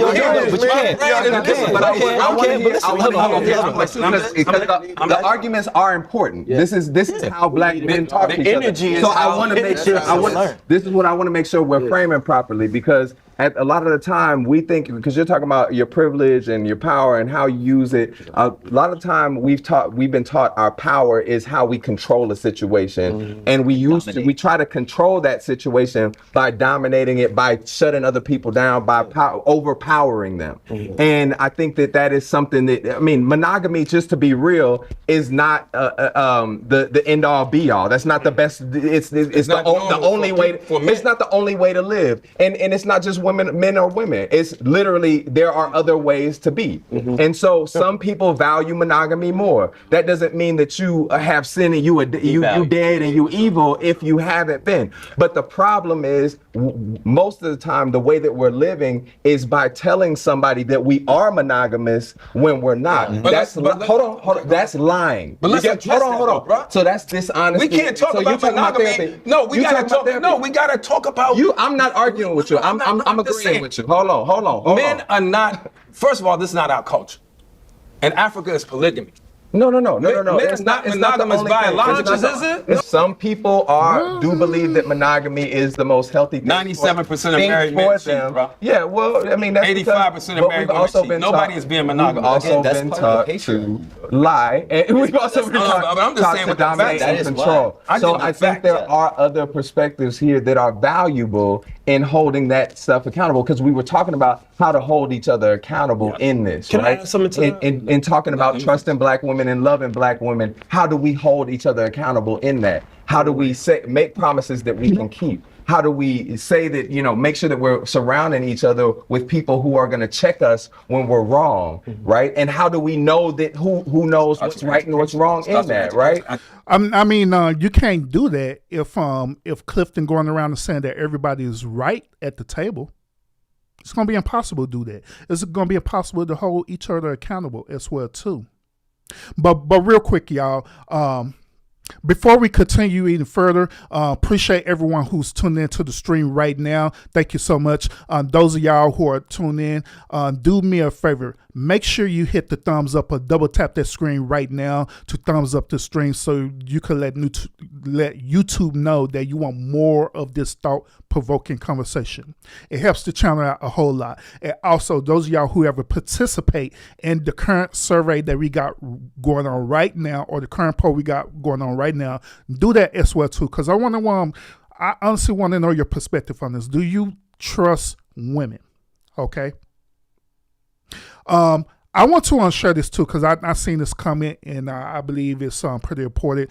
Burns has shared this comment. Burns has said this: the key is to pick a woman, and you have to be a man. I've been married for 16 years, but you have to let God lead you when you pick your helpmeet. Stop picking what you want and go with God. Now, the reason why I'm addressing this is because when I be having my shows dealing with men empowerment, right? Where I be teaching men how to be men and how the way to navigate as men, right? Everything you said goes along perfectly with my content that I talk about. Okay. I absolutely do agree with you on that. But the first part of that is that before a man go out and find his helpmeet or find his wife or whatever, if that's his sole desire, is first of all, he have to be in his purpose. He have to be activated in his purpose. Wherever his purpose is, he got to be actively doing that. Once when he's in his purpose, I believe that when it comes to a point where God feel, if you believe in God, right, that God feel that you need someone to help support you in your purpose, then that's when you're going to find that helpmeet. Me personally, I don't believe in that a man should literally go out there and go on to, going to the dating market and you going on to these apps and different things like that, and you going searching for a woman in that aspect. I don't agree with that. Because normally when you do things like that, it normally don't turn out the way how it's supposed to be. But however, if you're operating in your purpose, right, and that woman just so happened cross your path while you're in your purpose, then that's different. The whole meetup would be different. The whole interaction would be different. It'd be almost as though it was destined for y'all to be together versus you trying to search for it. But good comment. Even what I read, a lot of the time what we read is wrong. Yeah. A lot of the time the books that they give us to educate ourselves are wrong. So I do want to hear more perspectives on literally how to hold ourselves accountable in that. And now, Henry, I disagree with you on that. A man's purpose is not to invest into his family. That is not his purpose. That is not his calling. Now, for us, him being a leader to his family, yes, that's what he's appointed to do. That's what he's ordained to do. Absolutely. But his whole purpose is to be about the Father's business, period. Whatever it is. Now, I give you a biblical example. Those of y'all who follow the Bible, okay? Adam's purpose was what? Was Adam's purpose was to invest into Eve? Was that his purpose? I'll say no. The reason why I said no is because Eve didn't even exist when Adam was in his purpose. When God created Adam, guess what Adam was doing? He was doing his purpose. In that particular thing, he was a titular of the land. He was a titular of the land, and also he was also going around and naming all the animals and different things like that. Whatever name he wanted to name, he did it. And he tilted the land and did what he did. That was his purpose. Adam wasn't even remotely thinking about a woman. He wasn't even thinking about companionship because according to biblical studies, right, Adam was pretty content just being in the garden with him and the Most High, correct? But it was the Most High God that felt that Adam needed companionship. Hence, he ended up creating Eve. Now, once again, Adam is in his purpose. He's not investing into Eve. He's investing into his purpose. Eve came as a helpmeet to help enhance his purpose. And that's how the way it's supposed to be. But now, he was not invested into his family, not at all, period. He was invested into his purpose. All right, let's go ahead. How do we're talking about trusting black women, how do we trust black women, right? You know what I'm saying? Right. And what is that trust accountable to? Sure. What books, because a lot of the books that we're given in school are lies that tell us the opposite of how to trust black women. Sure. That tell us the opposite of how to hold each other accountable and make sure that we understand what is right and wrong and what each other's perspectives are. So I love the energy of, Yeah, and I agree with you on that point too, where you say where you spend your time is your investment. I agree in that perspective. Yeah, absolutely. I agree. I'm not afraid of the argument. I'm not afraid of the fight. But it does have to be. But I do want to make sure that we take it to a place where we come out here more powerful than we did when we came. I think we got to listen to Luke. Listen, I think we got to listen to Luke. He's talking about therapy.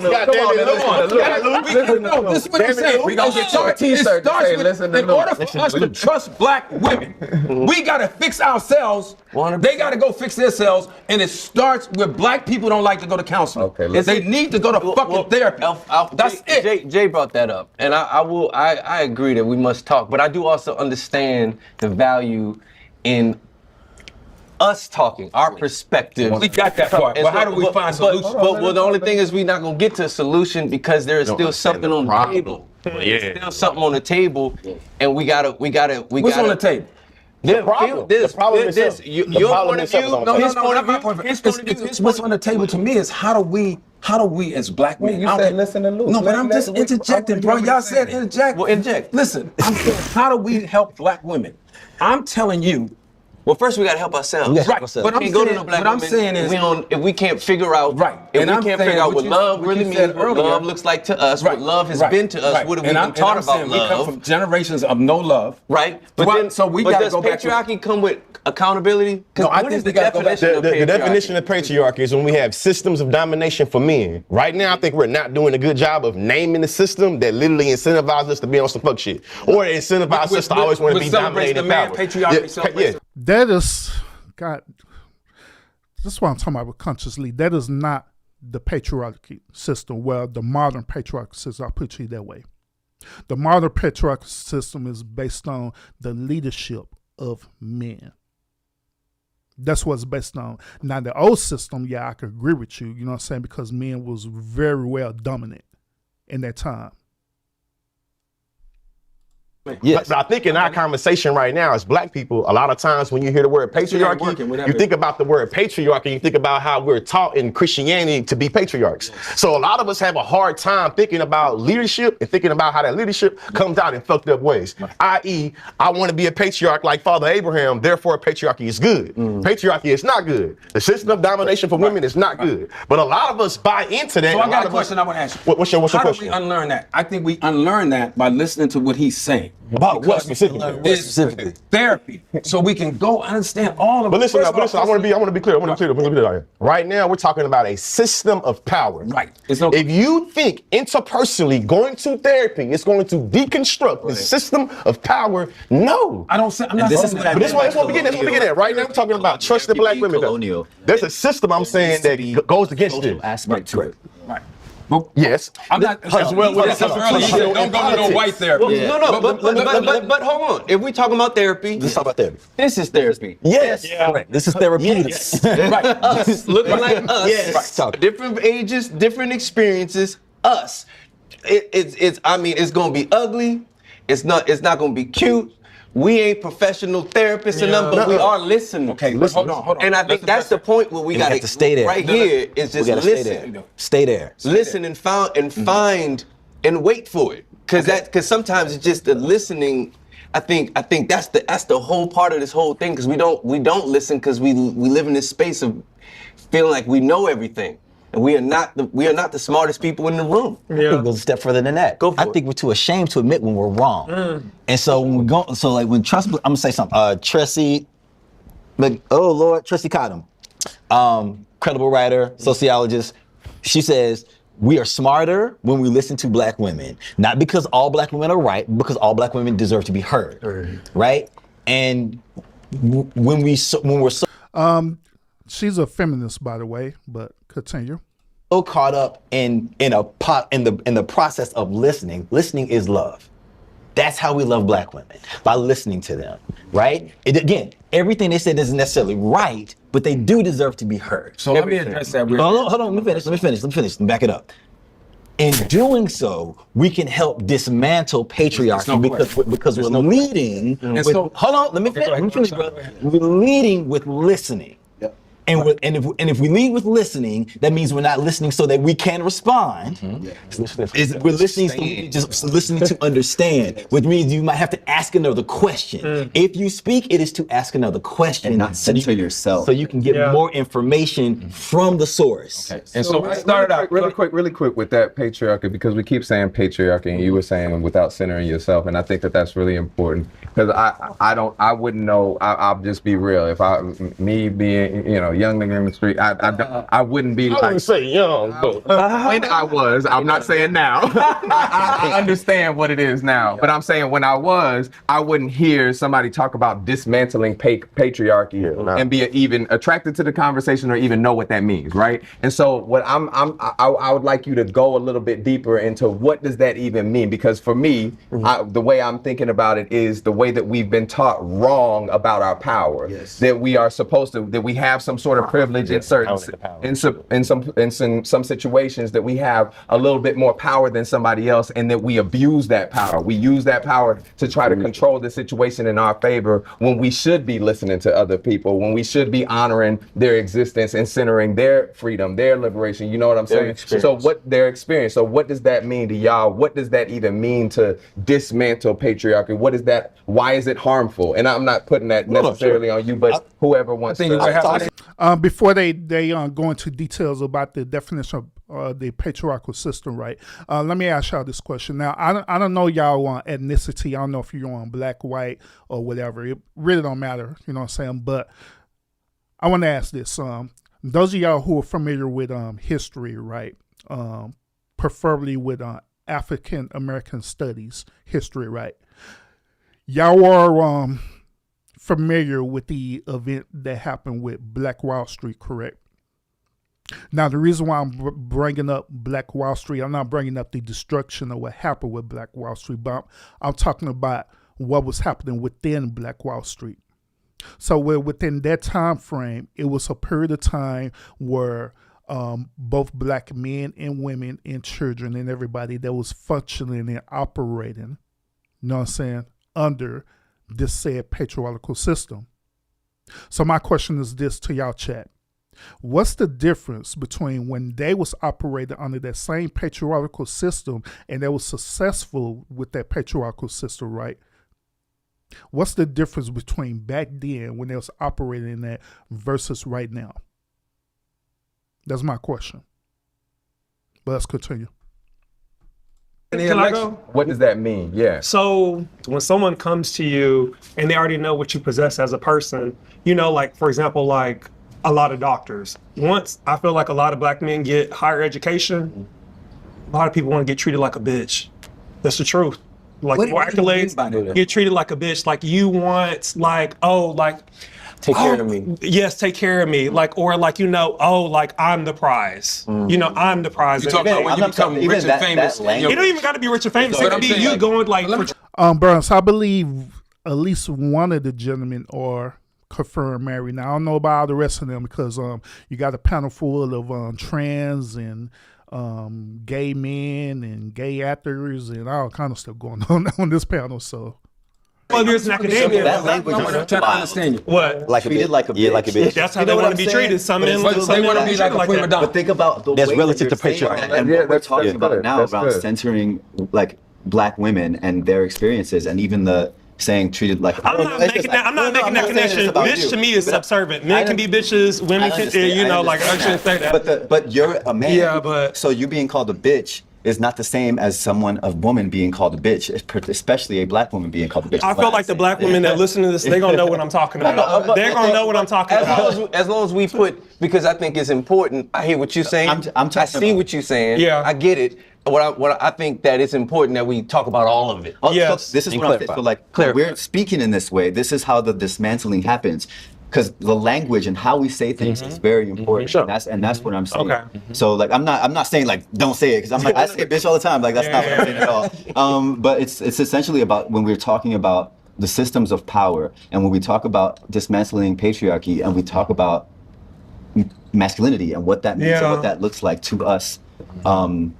And I could say even to y'all as someone as cis men, because my perspective of it is going to be completely different from how you all experienced it, having come from a different place. So like when growing up, I have two brothers, and the way my father taught my two brothers what it would be to be what it meant to be a man and how to show up and what masculinity meant, it was always domination, it's power, it's strength. And it was never really softness. Like protection, not softness. So I wanted to combat the idea that being a good man, or a man is being like or men are natural protectors or natural providers. I don't think that's the case at all.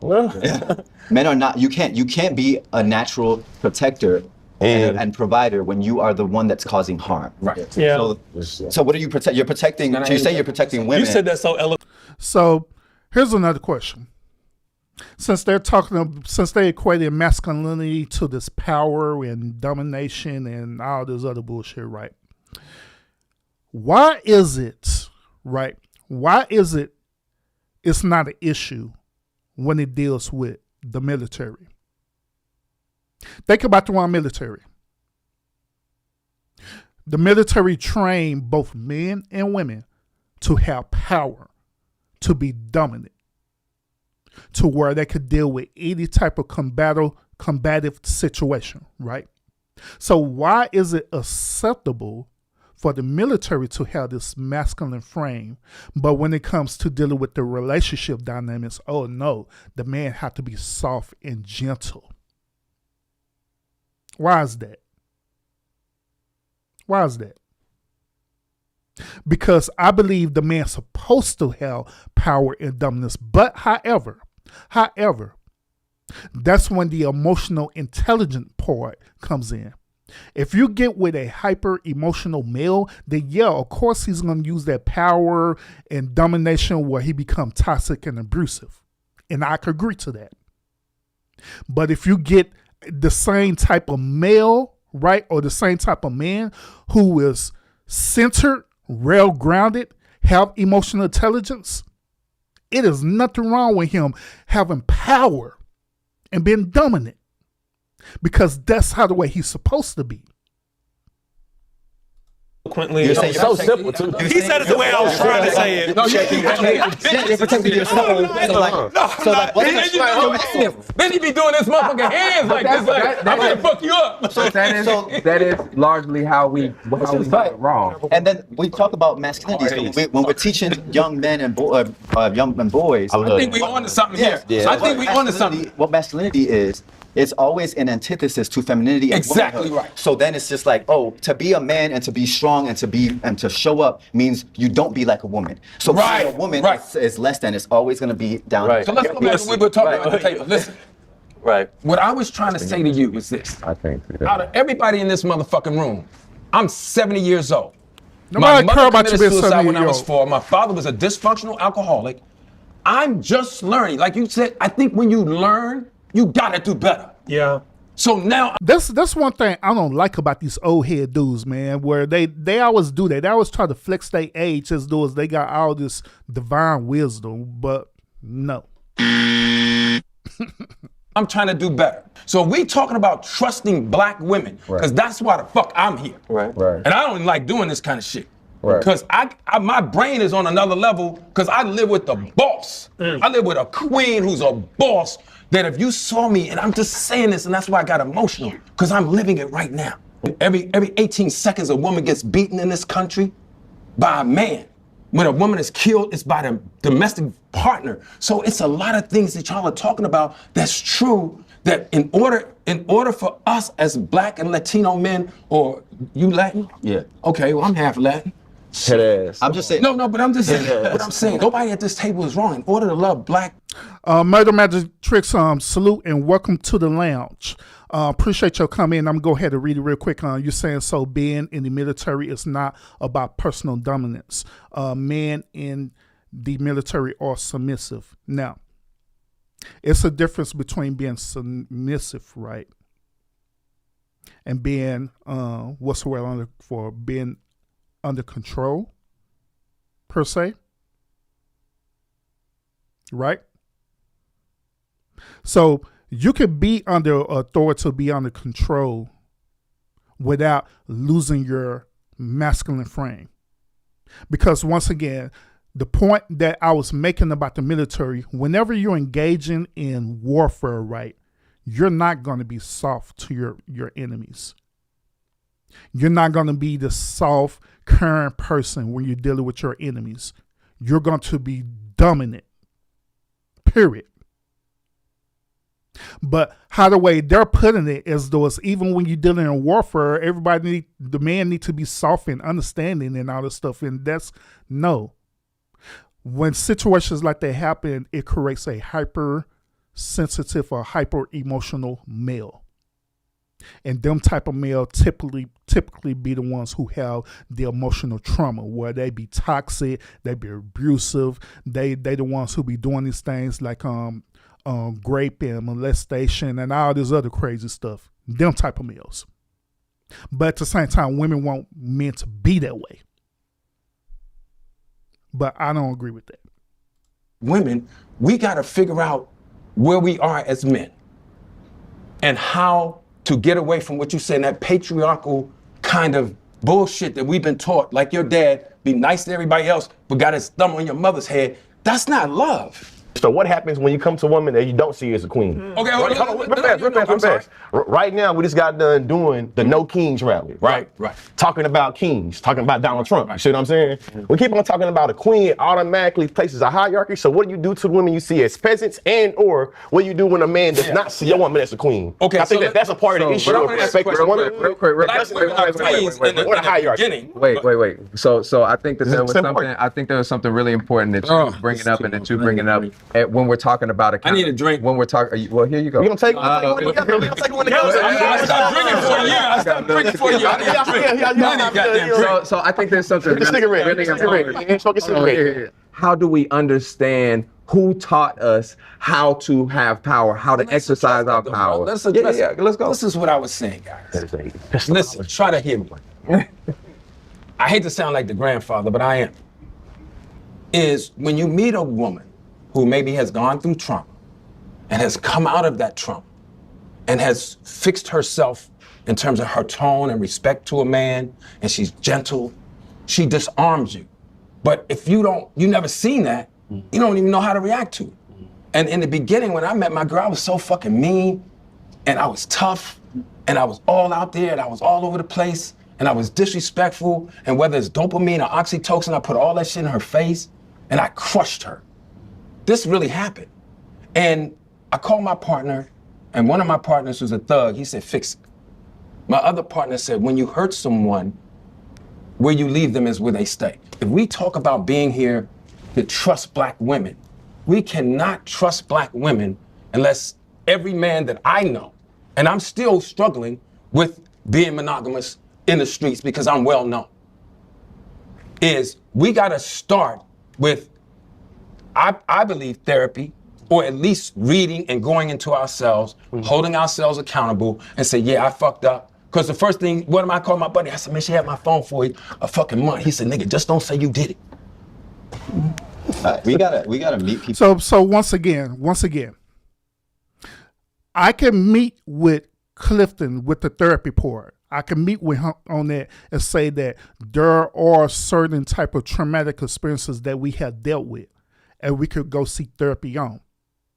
But however, my disconnect with him is that he believes that you should seek therapy for 5 to 10 to 20 years on some simple relationship issues. No, that's bullshit. That's bullshit. Because it comes to a point in time where you have to reach a level of emotional maturity. That's where it boils down to. Now, real quick, y'all, and we're gonna get to the show again. Burns sent a super chat. Appreciate you. Burns say this on great point. Great points. Dominance is earned with consistency. Thank you so much for the super chat, sir, or ma'am, or whoever you are. Let's continue. Where they are. Sometimes I think you're saying reading. Reading is not the only important thing, because a lot of people people can read and not really. Everybody's taking every fucking thing I say. Hold on, bro. I'm not saying that. Stop taking the shit that I'm saying out of context, bro. I'm explaining from concept. You're talking about reading. I'm saying reading is a myriad of shit you got. All right, but that's not what I'm even going to. People read and don't understand what they're reading. You just said that your woman, your black queen, she's the queen to you, and essentially you kind of alluded to the reason that she was a black queen to you was because she was gentle to you and was able to make you feel like, oh, I can open up and feel safe. That's not what I said. That's not what you said. No, I said what I was trying to say. She's held me accountable. Held you accountable. And forced me, man. You didn't in a soft way that made you able to do it. Because I'm about to walk the fuck out of here. We're right here with you. Okay, but I'm saying, in order for us to trust, if this is about fucking trusting black women, then you gotta be able to let your woman hold you accountable when you do patriarchal shit. We agree. Right. And when you come from the streets, that's almost impossible. Because we grew up, like you said, fuck that bitch. It's just so complicated. And in order for you to grow, even at 50, and I agree with you, you have to take yourself accountable. But when y'all bring me in this motherfucker, I'm living this. The main theme is trusting black women, but how do we get ourselves as men fixed to be able to love them the way they need to be loved? Well, that's the beauty. So, this is the reason why I say that you shouldn't be going to therapy that long. Because what's going to end up happening is that you're going to end up being indoctrinated with whatever the therapist is telling you. Where now you start speaking the therapist's talking points and making it be not only your immediate reality, but everybody's immediate reality. Now, one thing y'all need to understand about therapy, right, is that it's not a one size fits all. So whatever the therapist is helping you cope through, right, it's not going to be the same for everybody else, because everybody else had their own personal anecdotal experiences that they're dealing with. That's what Cliff and Powell need to understand. Of this conversation, because we won't get to that. That's the beauty of this exercise that has been created here, and that will continue on because it can't be figured out in this round table. But we talking about part two. We are taking the steps. I got you. This is we are right now, currently, everybody in this room, harmoniously trying to lay this one brick to create more foundation that we can build on to be able to have a place of trust that black women feel like they can come into this space with us. That we will listen and we will sit here and be gentle. But be gentle with ourselves. That we don't understand. That I don't understand what's being said. And I think somebody's hearing me wrong. Somebody's saying wrong. Somebody's talking over me. Something's happening to me. These are all things that don't allow women to come and open up to us because we are ready to play football every goddamn time. Definitely. Right now we gotta. So that's why we gotta have our space to ourselves. A man has to have his space to himself. It's patriarchal. Patriarchal. Can I ask a question to you? Yeah. People are living in broken, marriage is not working in this culture. 3 out of 5 marriages end in divorce. So people are living in fear inside of their own homes. Yes. So the question I'm asking is for guys who straight from the hood. Is it possible for those guys to sit in here with us and hear us? Yes. And being from the streets, I spent 2 years of my life locked up fighting. Now, real quick, before he get his point across, I want to make this abundantly clear, and this is based on a man who been divorced and got remarried again, okay? People do not fear marriage. And I'm going to tie it to a gender as well, too. Men do not fear marriage. They don't. It's the trust issue that they have with marriage. It's the issue. It don't have nothing to do with fear. It's the whole point to, do I trust this woman enough for me to legally bond her to me, right? Without her reneging and taking everything that I work hard to build. That's where it boils down to. It's not a fear. It's about seeing it as a form of an investment, if this investment is going to be beneficial to him or not. That's where it boils down to. The reason why I know is because I was feeling the same exact way. When I was in my first marriage for over 11 years and got divorced, in my mind, I'm thinking that this marriage is going to last forever. Bullshit. It didn't last forever. We ended up getting the divorce. Irreconcilable differences. Because she got bored and toxic, whatever the hell she wanted to do, she did what she did. Right? It left me feeling a certain type of way. It wasn't fear. It was doubt. It was rage. It was all these different things that I was feeling. Right? But eventually I got over that. And so now that trust part was still lingering in me until one day I end up literally meeting, just like the gentleman said in the chat earlier in the show, said, hey, when you actually find a wife or find a helpmeet and stuff, then it's going to be good. And that's literally what happened to me, where I was literally in my purpose. I wasn't even thinking about dating.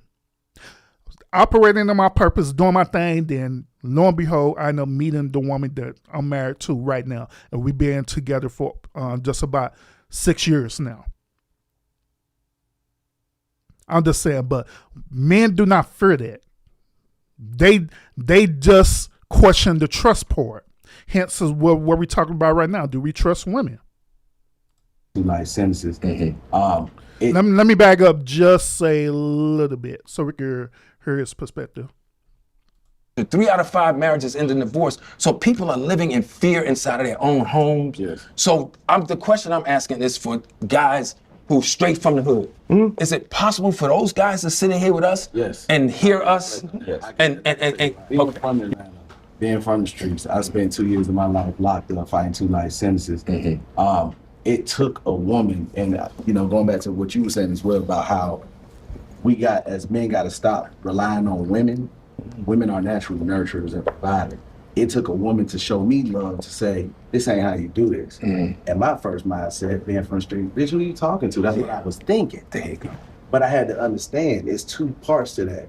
You either want to be a better person, or you can accept what you think is right. Thank you, bro. And so once she educated me on certain things and said, no, baby, we don't do it like this. You need to go to therapy. You need to do it. It was a lot of things that I felt like I should have been combative about, but I wasn't, because I know I talk to God and say, I need answers. My answers ain't always gonna come through a man. For sure. I was taught to believe that it did because a man should raise a man. But a woman is nurturing and caring, and if she cares about herself, she cares about her counterpart. So it's up to us to listen, to accept. We don't have to agree. 90% of the time, I don't agree. The fact that you can say, I accept, I receive what you're saying, you don't interrupt, you don't defend yourself. These are all. I got a question. Is that hard for you as a street guy? It's hard right now. I get you. I get it. But I'm just making sure everybody get heard. All right. No, it's not. It is hard. It's hard because as a man, I know what I want to do, but I also know I'm trying to break a system that God is helping me break because I have to unlearn what I thought was right. And her doing it. And not only that, even going into becoming monogamous. Naturally, it's not instinctually something I want to do. However, I do understand the game of life to know that this is chess and you can't cheat.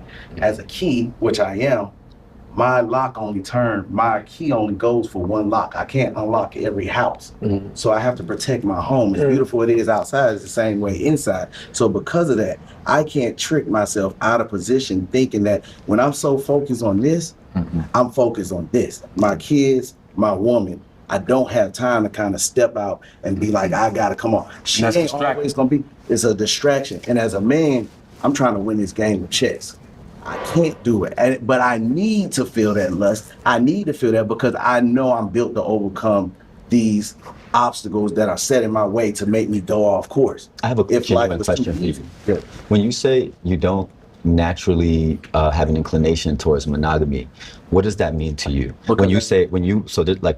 I was going to clarify the question, because you're like wanting to be in a monogamous relationship that is important to you and for your partner.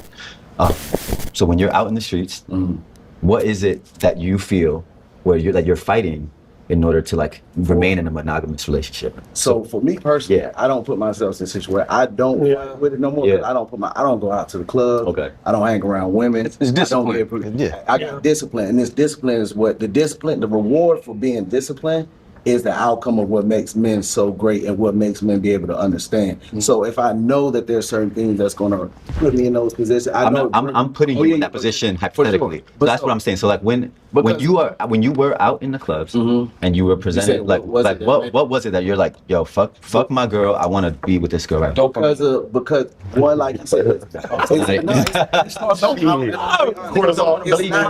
the lack of validation that I thought I needed, because the things that made me feel like a man was that post nut. That post nut made me feel wanted because it started as a child. As we become adults, we don't understand you grow. The inside of you is always that child seeking that validation, that satisfaction of whatever didn't go right in life. That's what it was for me. So I learned that in therapy.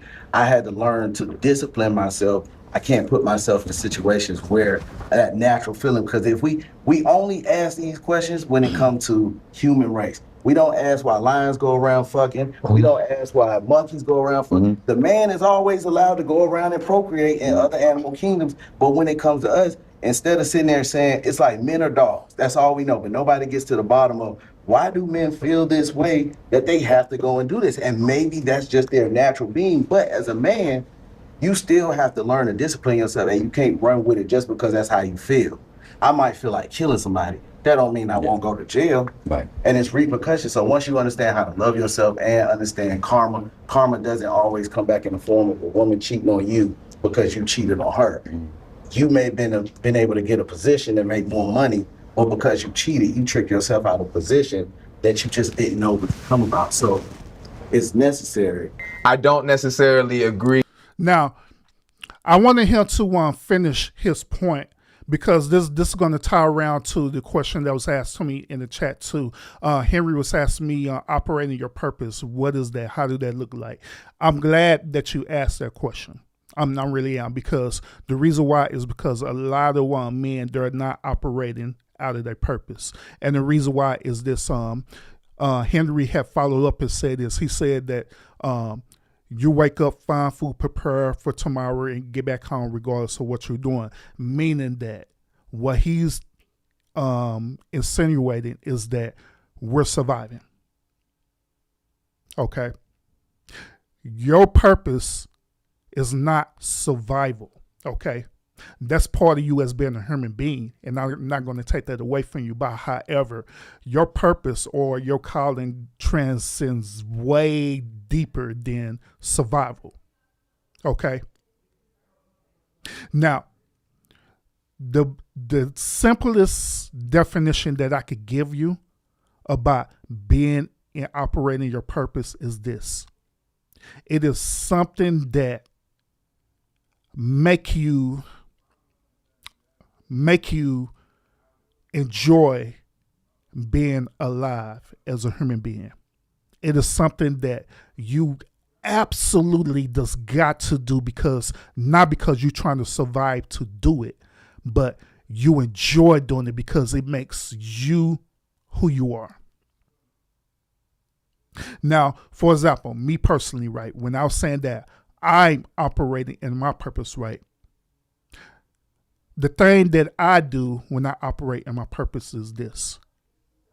I enjoy every single moment that I could come on here and I could want to teach and edify my fellow brethren. I enjoy it so much so that even though that I get paid doing this, if it come down to it, would I do it without getting paid to do it? Absolutely. I wouldn't even do it without getting paid doing it, because I enjoy it so much so. I enjoy creating music because I'm a DJ as well too. I enjoy producing music. I enjoy doing a whole lot of other things. I enjoy learning a lot too. Learning different philosophies. Not because it's for me to survival to do it, because it's something that I just absolutely enjoy doing. Now, we mentioned about earlier where we was talking about the Bible, right? We was talking about Adam, right? When God had appointed Adam to do the things that he was doing in the garden, he didn't do it because it was survival. He did it because he enjoyed doing it. So your purpose is going to be something that is going to go greater than your survival. Your purpose is going to be something that you enjoy doing no matter what it is. And then while you're doing it, you're not going to necessarily need a companionship in order to do it. You could operate and do that thing without a companionship, but if you were to get one, then guess what? That companionship or that help me, like we was talking about, right? They're going to be there to enhance your purpose of what you're already doing. So that's the whole gist of the purpose thing.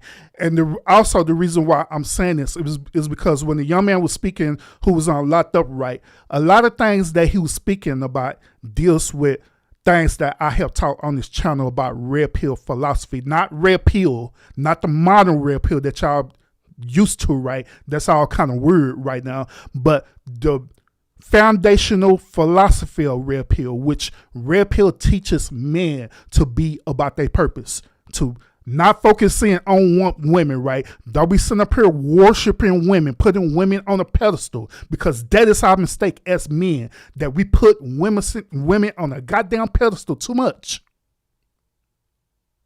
We do. We look at their beauty first and then be stuck with their beauty and don't look for the character of that woman and get caught up every single time. That is not what we're supposed to be doing as men.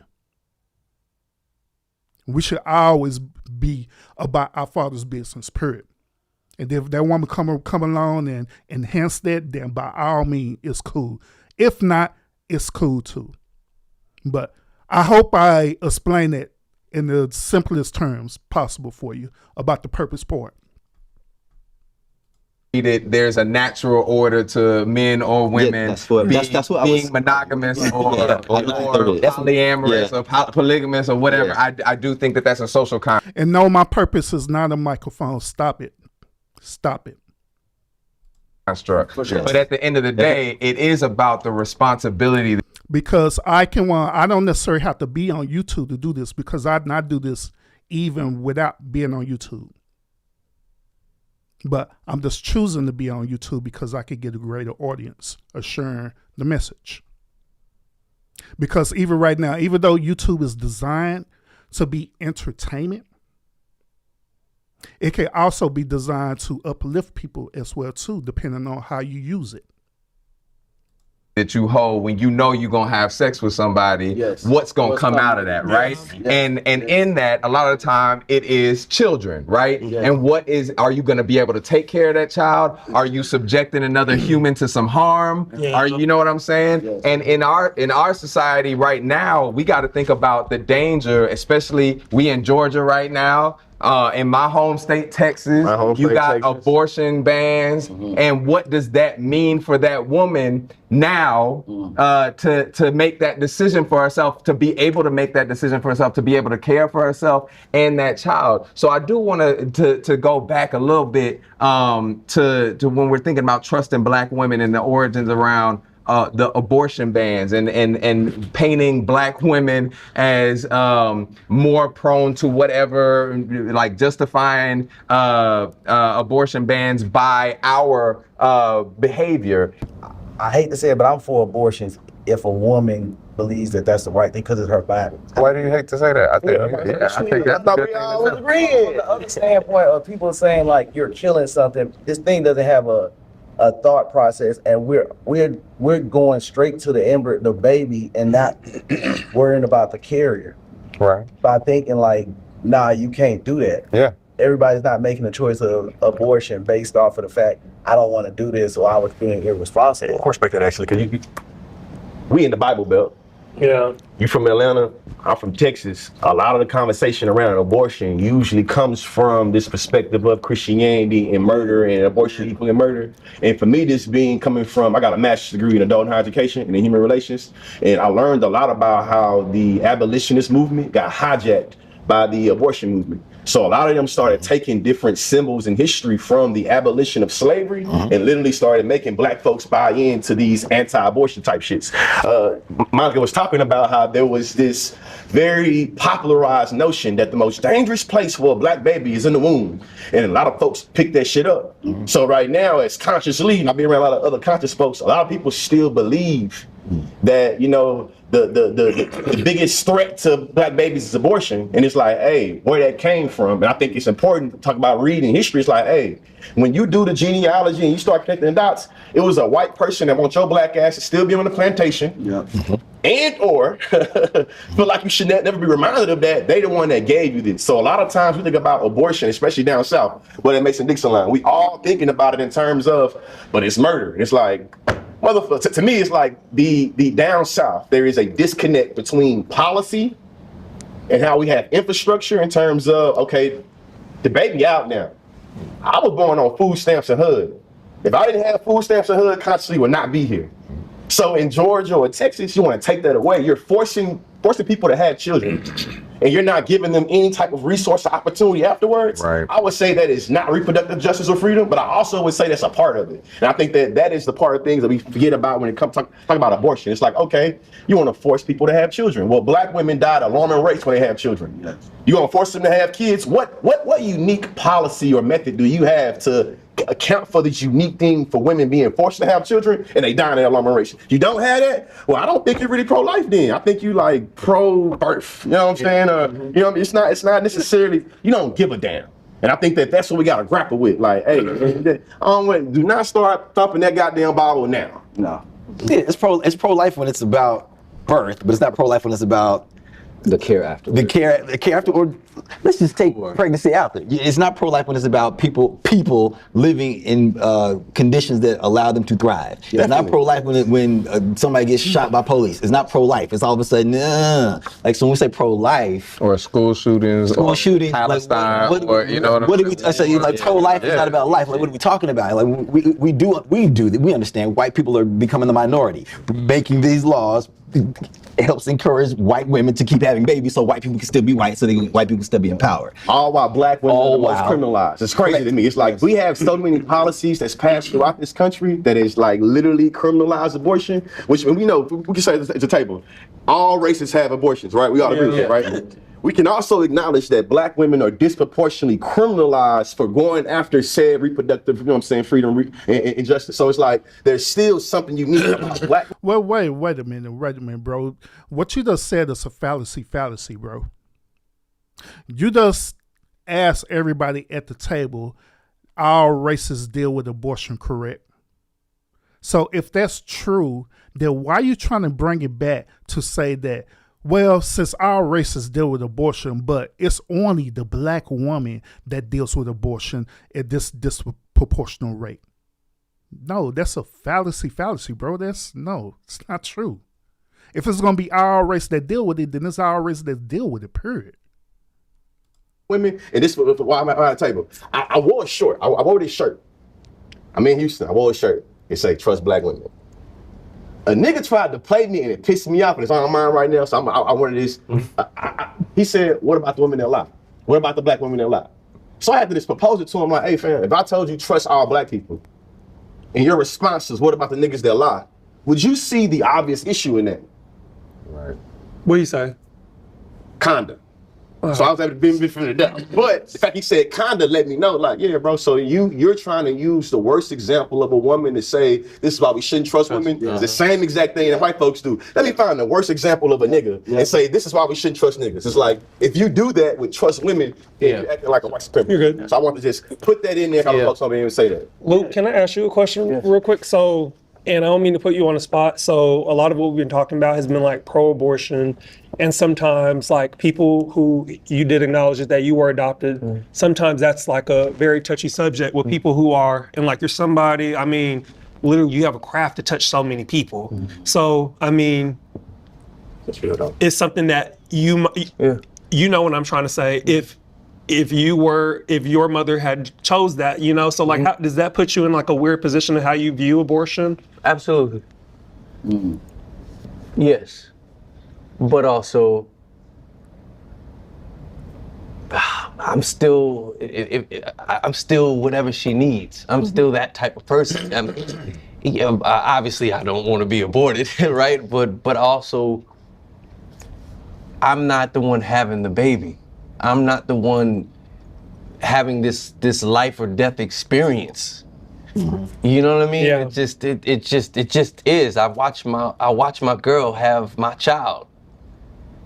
It was beautiful, but it was the most scariest shit I've ever experienced in my life to this date. I can't fathom what she was thinking about in this moment as I'm sitting here trying to be supportive, trying to just be present, trying to, in my mind, decide if I'm gonna watch her or am I not gonna watch her? Am I gonna, you know, all the things, you know, because this is once in a lifetime. This is my first child. Do I want to see her? Do I want to turn my head? It's like all these, and that's bullshit. Because what it came to was, no, I'm be present. Get out of your head, man. Fuck all that. Be present right here with her right now, with her and your child. Because when she stops breathing, he stops breathing.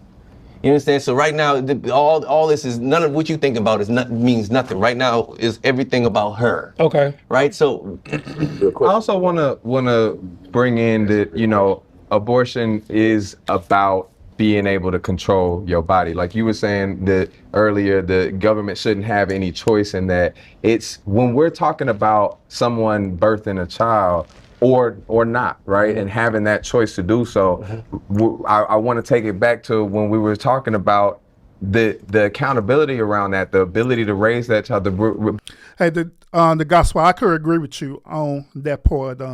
You say you deliver your daughter at home, nothing was scary about it. Now, I didn't personally deliver my children, you know, at, you know, our place of residence, but however, I was absolutely present in the childbirthing process of all my children, and it is nothing scary about that whatsoever. To me, it's the most wonderful and beautiful thing that a man could ever witness.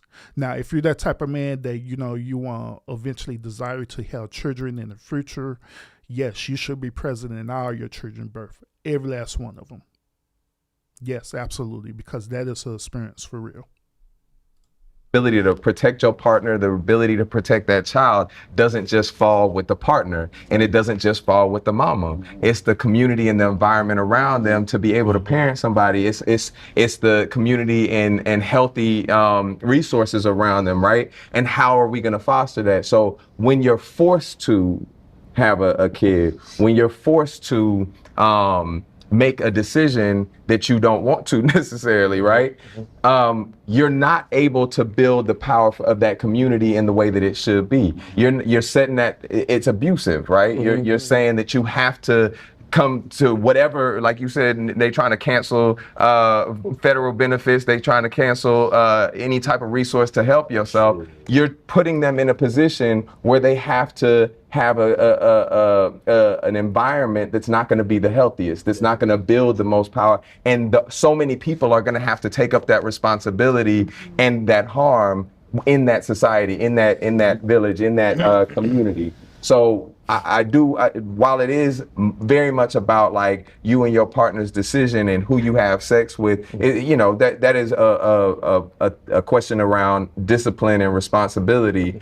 I think we disconnected a lot of the time from all of the other people who are going to be affected and can actually foster that strong environment for that kid, or the decision to not have that kid, right? When you talk about bodily autonomy, it's I think when we think about abortion, we're only thinking about getting rid of a kid. Right. Like a lot of times, abortion is necessary to keep the mom from dying, right? And it's because the child is not even viable, and that's what the government is trying to control when they say things like a total abortion ban, where in cases of rape, incest, or in cases of extreme like some health issue where there's going to be an issue or the mom's survival is at risk, then nothing should be allowed. So in that case, then you lose a child and then you lose the mom as well. No, that is not the policy of what they're saying.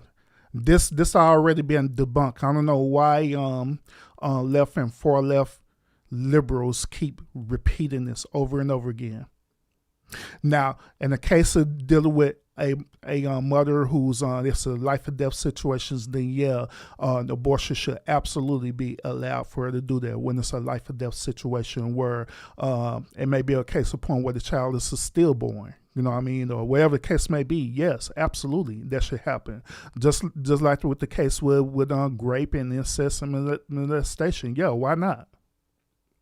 But just like I stated earlier when I talked about this abortion point right, my stance also on this is that some of these women be way too loose with their coochie, and they do it because they know they could get away with it. They know that their simple out is just to simply have an abortion and to keep doing this process over and over again.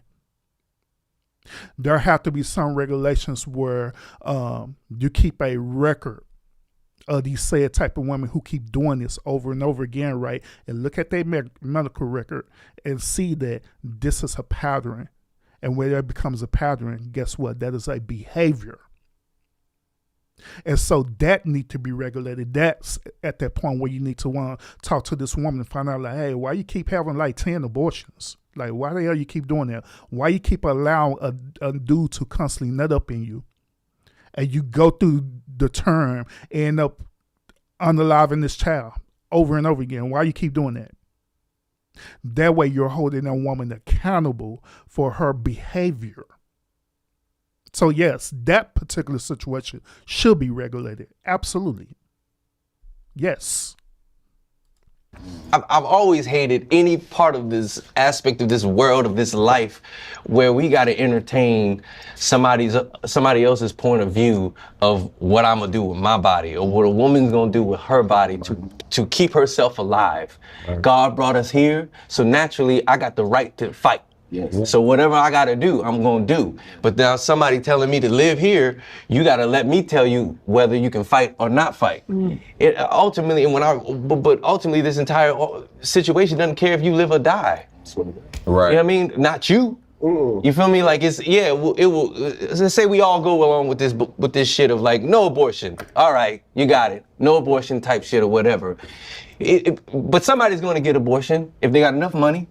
If they got the right skin tone, if they got the right people that love them, Right, but black people, it's just like, I hate that we gotta constantly go through this, entertain this bullshit, because at the end of the day, fuck them. Yeah. You know, I just wish we could get past this stupid shit. Yeah. It's You're rich, boring. you can afford the privacy. You can afford other means. If you're compromising the doctor's decision to make decisions about what to do during birth, you're compromising the community's decision. Yes. You compromising so many people's decision about what to do with their resources and their bodies by compromising this woman's and abusing the power over this woman's decision to do with what she needs to do with her body. But that upholds doing that upholds patriarchy. Yeah. Which who said abolition? You talking about abolitionist movement. Like sorry, I'm about to go in 30 different directions. Bring it back.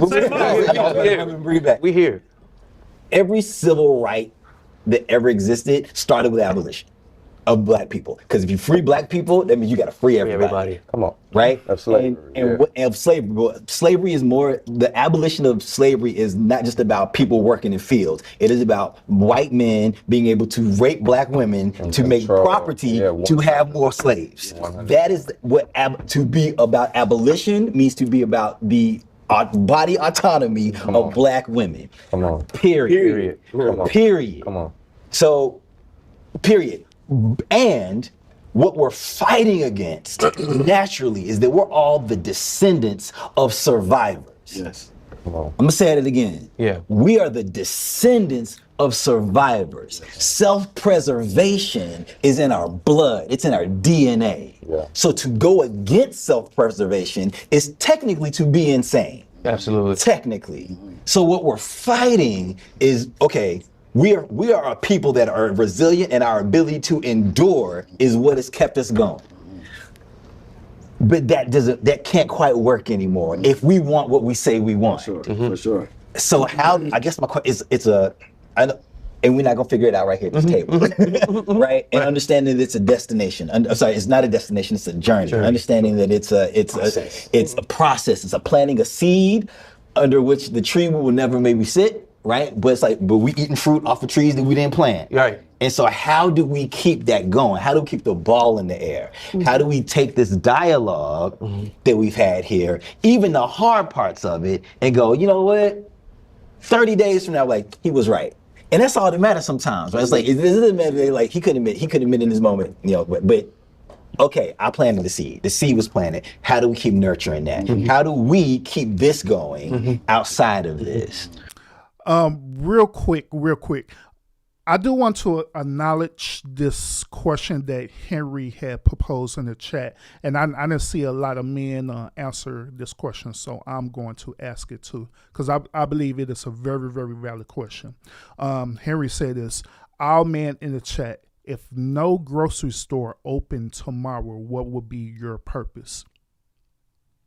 I want to add on to that question. This is how I'm going to add on to this question. Let's go back in time, okay? Let's go all the way back in time to the year 2019, towards the end of the year 2019 and going into 2020. Do y'all remember what we had experienced during that time frame? We had experienced COVID during that time frame. So while that situation was happening, guess what was going on? Stores was closing. You wasn't able to go out and do, activities or whatever, unless you was considered as a essential worker. Y'all remember that? So the reason why I'm adding that on to that is because in reality, we have dealt with grocery stores being closed. We have dealt with, some of us have dealt with going without during that time of COVID. So it goes back to his question that he's proposing, right? Is this, during that time frame, what was your purpose? What purpose were you fulfilling during that time? What did you truly learn about yourself while going through that situation? I have personally, I have seen a lot of relationships that's supposed to be strong, right, end up being terminated because you had no other choice but to be in the house and deal with that person that you was with. I've seen marriages ended. I've seen friendship ended as well too. I've seen a lot of people unhappy during that time frame. And of course, people were surviving, right? But even within that time frame, what was your overall purpose? How did that look like to you?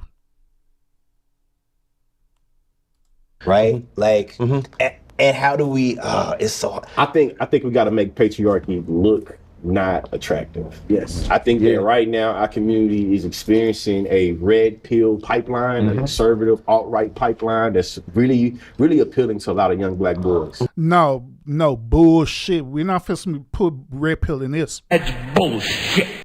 We're not going to do it. And it's always funny too.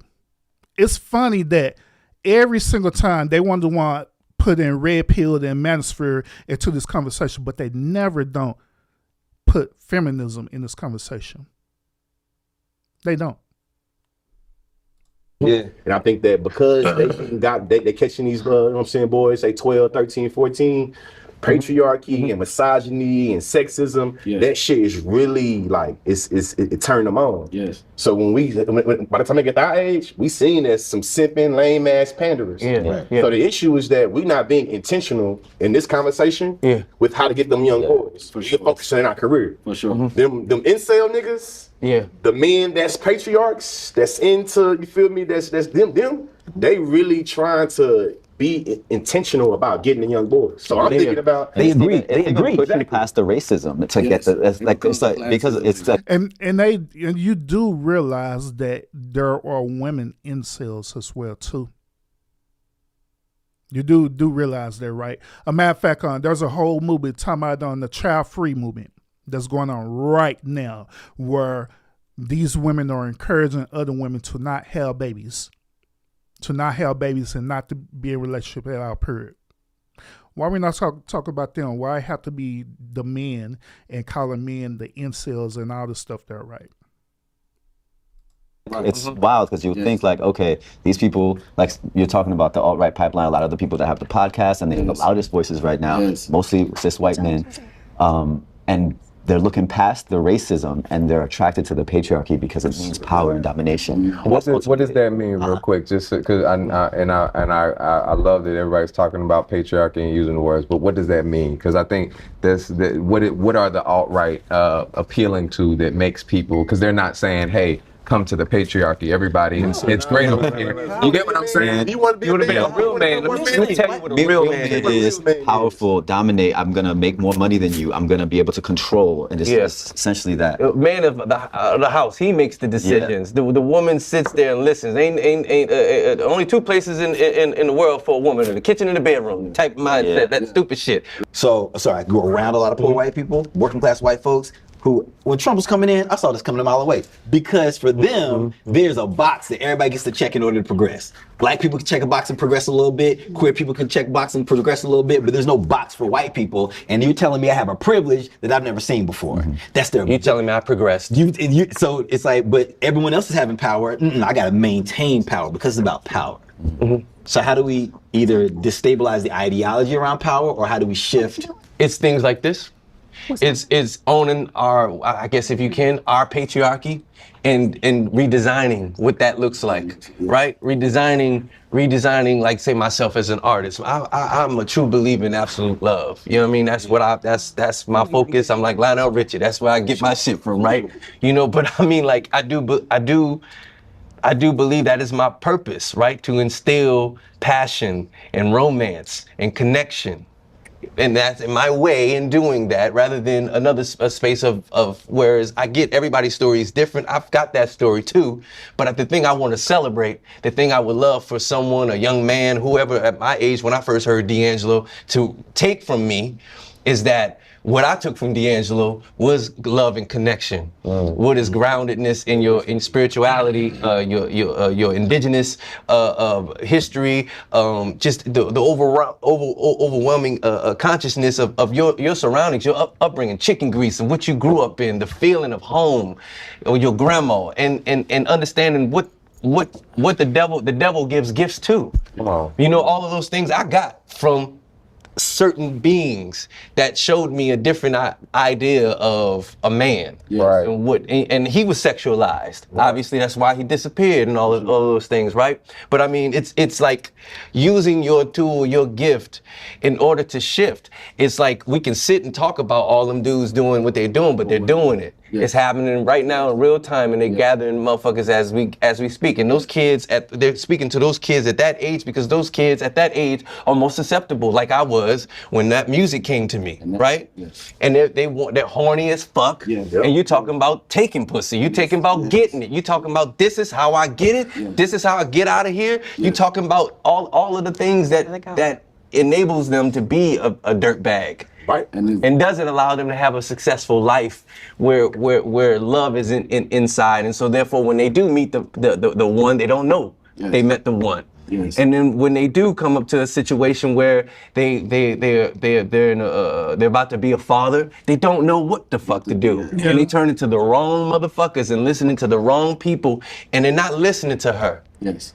They don't care. They just see her as the object of holding the nuisance that's holding my baby that didn't get rid of it, or whatever the fuck, you know. So it's like I think it's just more of this and more of us standing on business and what our beliefs are, and that's it. Yeah. You about to say something? Yeah, I was gonna say it, piggybacking off of what everybody's saying. Patriarchy is necessary. And the only reason why I said it's necessary is it helps keep their agenda going. After so long, we always start to figure things out. Yeah. But now I got to change the glitch, because if I don't change the glitch, too many people are going to catch on to the cycle and start to pivot. Yeah. And then you're going to start coming together. But as long as I change it and I learn how to change it, me coming out of the music industry, you know, I came up doing what I thought was the way of success for a black man. Until I had started understanding, I started losing in the music game when I started giving a fuck about business, because now I got kids to feed. So it's not making sense that I'm looking good with a diamond chain, bust down, driving a car that ain't even mine. So let's make it make sense so I can start. And that's when I had to really start understanding how purpose worked, because I had to understand these music business and these labels are not driven off of the music that we make. There's called passive and residual income. They're invested in prisons, they're invested in pharmaceuticals.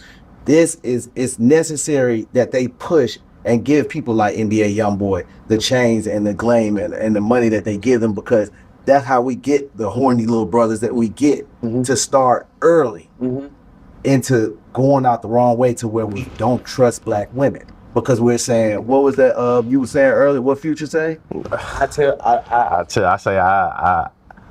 the truth to my nigga, I lie to my bitch. It's not supposed to be like that. We don't understand that these women are gods.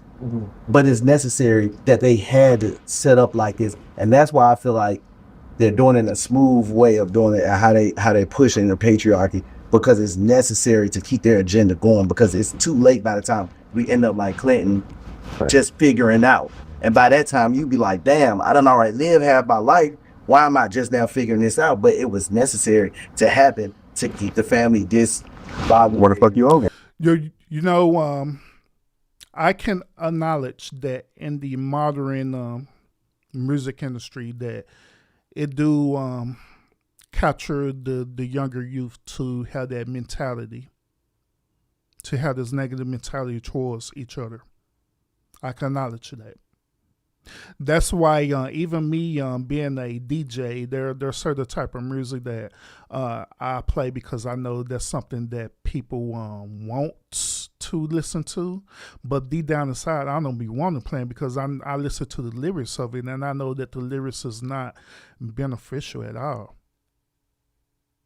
To be honest with you, not only in the modern time of music, right, but if you go back into the past as well too, you know, the music that y'all love, like the R&B music and stuff that y'all love, right, in the past, like the 70s and 80s and stuff, they was full of shit too as well, because a lot of that music, you was thinking that it was teaching about love, but in reality that music wasn't teaching about love. It was teaching about lust, and it was teaching dudes to be simps and panderers and suckers. Keep it real. And then it was teaching women to be independent and to be on their own and to not trust men. Hence is what we're dealing with right now about the trust issue between men and women. Not let us grow. I want to play you I out. think this is incredible, and I wish I could have these conversations with y'all every day. But I do think that a large thing with that we can close out and thinking about, because patriarchy, I think the biggest problem is that it centers men as the most powerful thing in existence that should be centered, and it teaches us, I think, the wrong definition of power. Yes. And it makes us center decisions that don't factor in the health of women, don't factor in the health of children, don't factor in the health of the community. And it makes us while we're looking at these men that are abusing their power and thinking that that's what power is, we don't realize they're making the whole community less healthy, that they're endangering other people and they're making themselves less powerful. And so I think one thing that we really want to emphasize here is that trust Black women is really about trusting the most powerful being. Get what I'm saying? Straight up. Trusting the center of life, the center of power building, the center of care, the center of health, right? We want to make sure that women are able to make Black women especially are able to make their own decisions about their bodies, and that is what makes our community the healthiest it could be and the most powerful it could be. That's what makes men the most powerful that they can be, right? And when we disconnect our decisions from that, we disconnect ourselves from our power, right? So I think, I've learned from everything that y'all was saying today. Y'all baby got me hyped up, got my goose pimples on my shit. I was sweating under my pits a little bit for a second, you know what I mean? But I learned so much, and I think that this is the most important thing that we could do is have these conversations on a consistent basis where we're holding each other accountable and saying shit like, well, you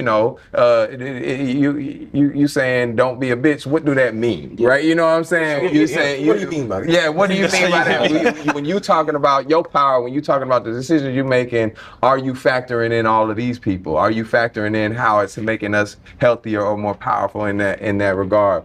And listening to folks from all different types of backgrounds and experiences, ages, you know what I'm saying? I think is the most important thing to center that power strategy, right? And that power building for our communities and make us. All right, so we are at the end of this video. All right, we made it to the end. Appreciate y'all hanging with me this long for this. All right, to be quite honest with y'all, I'm just gonna be real. I'm just gonna be real about this. Me viewing this, right, and we reacted to this. I didn't hear a whole lot of accountability nor solutions based. All I heard throughout this whole entire conversation was some hyper emotional men sitting up here victim blaming. They're victim blaming the system. They're victim blaming each other.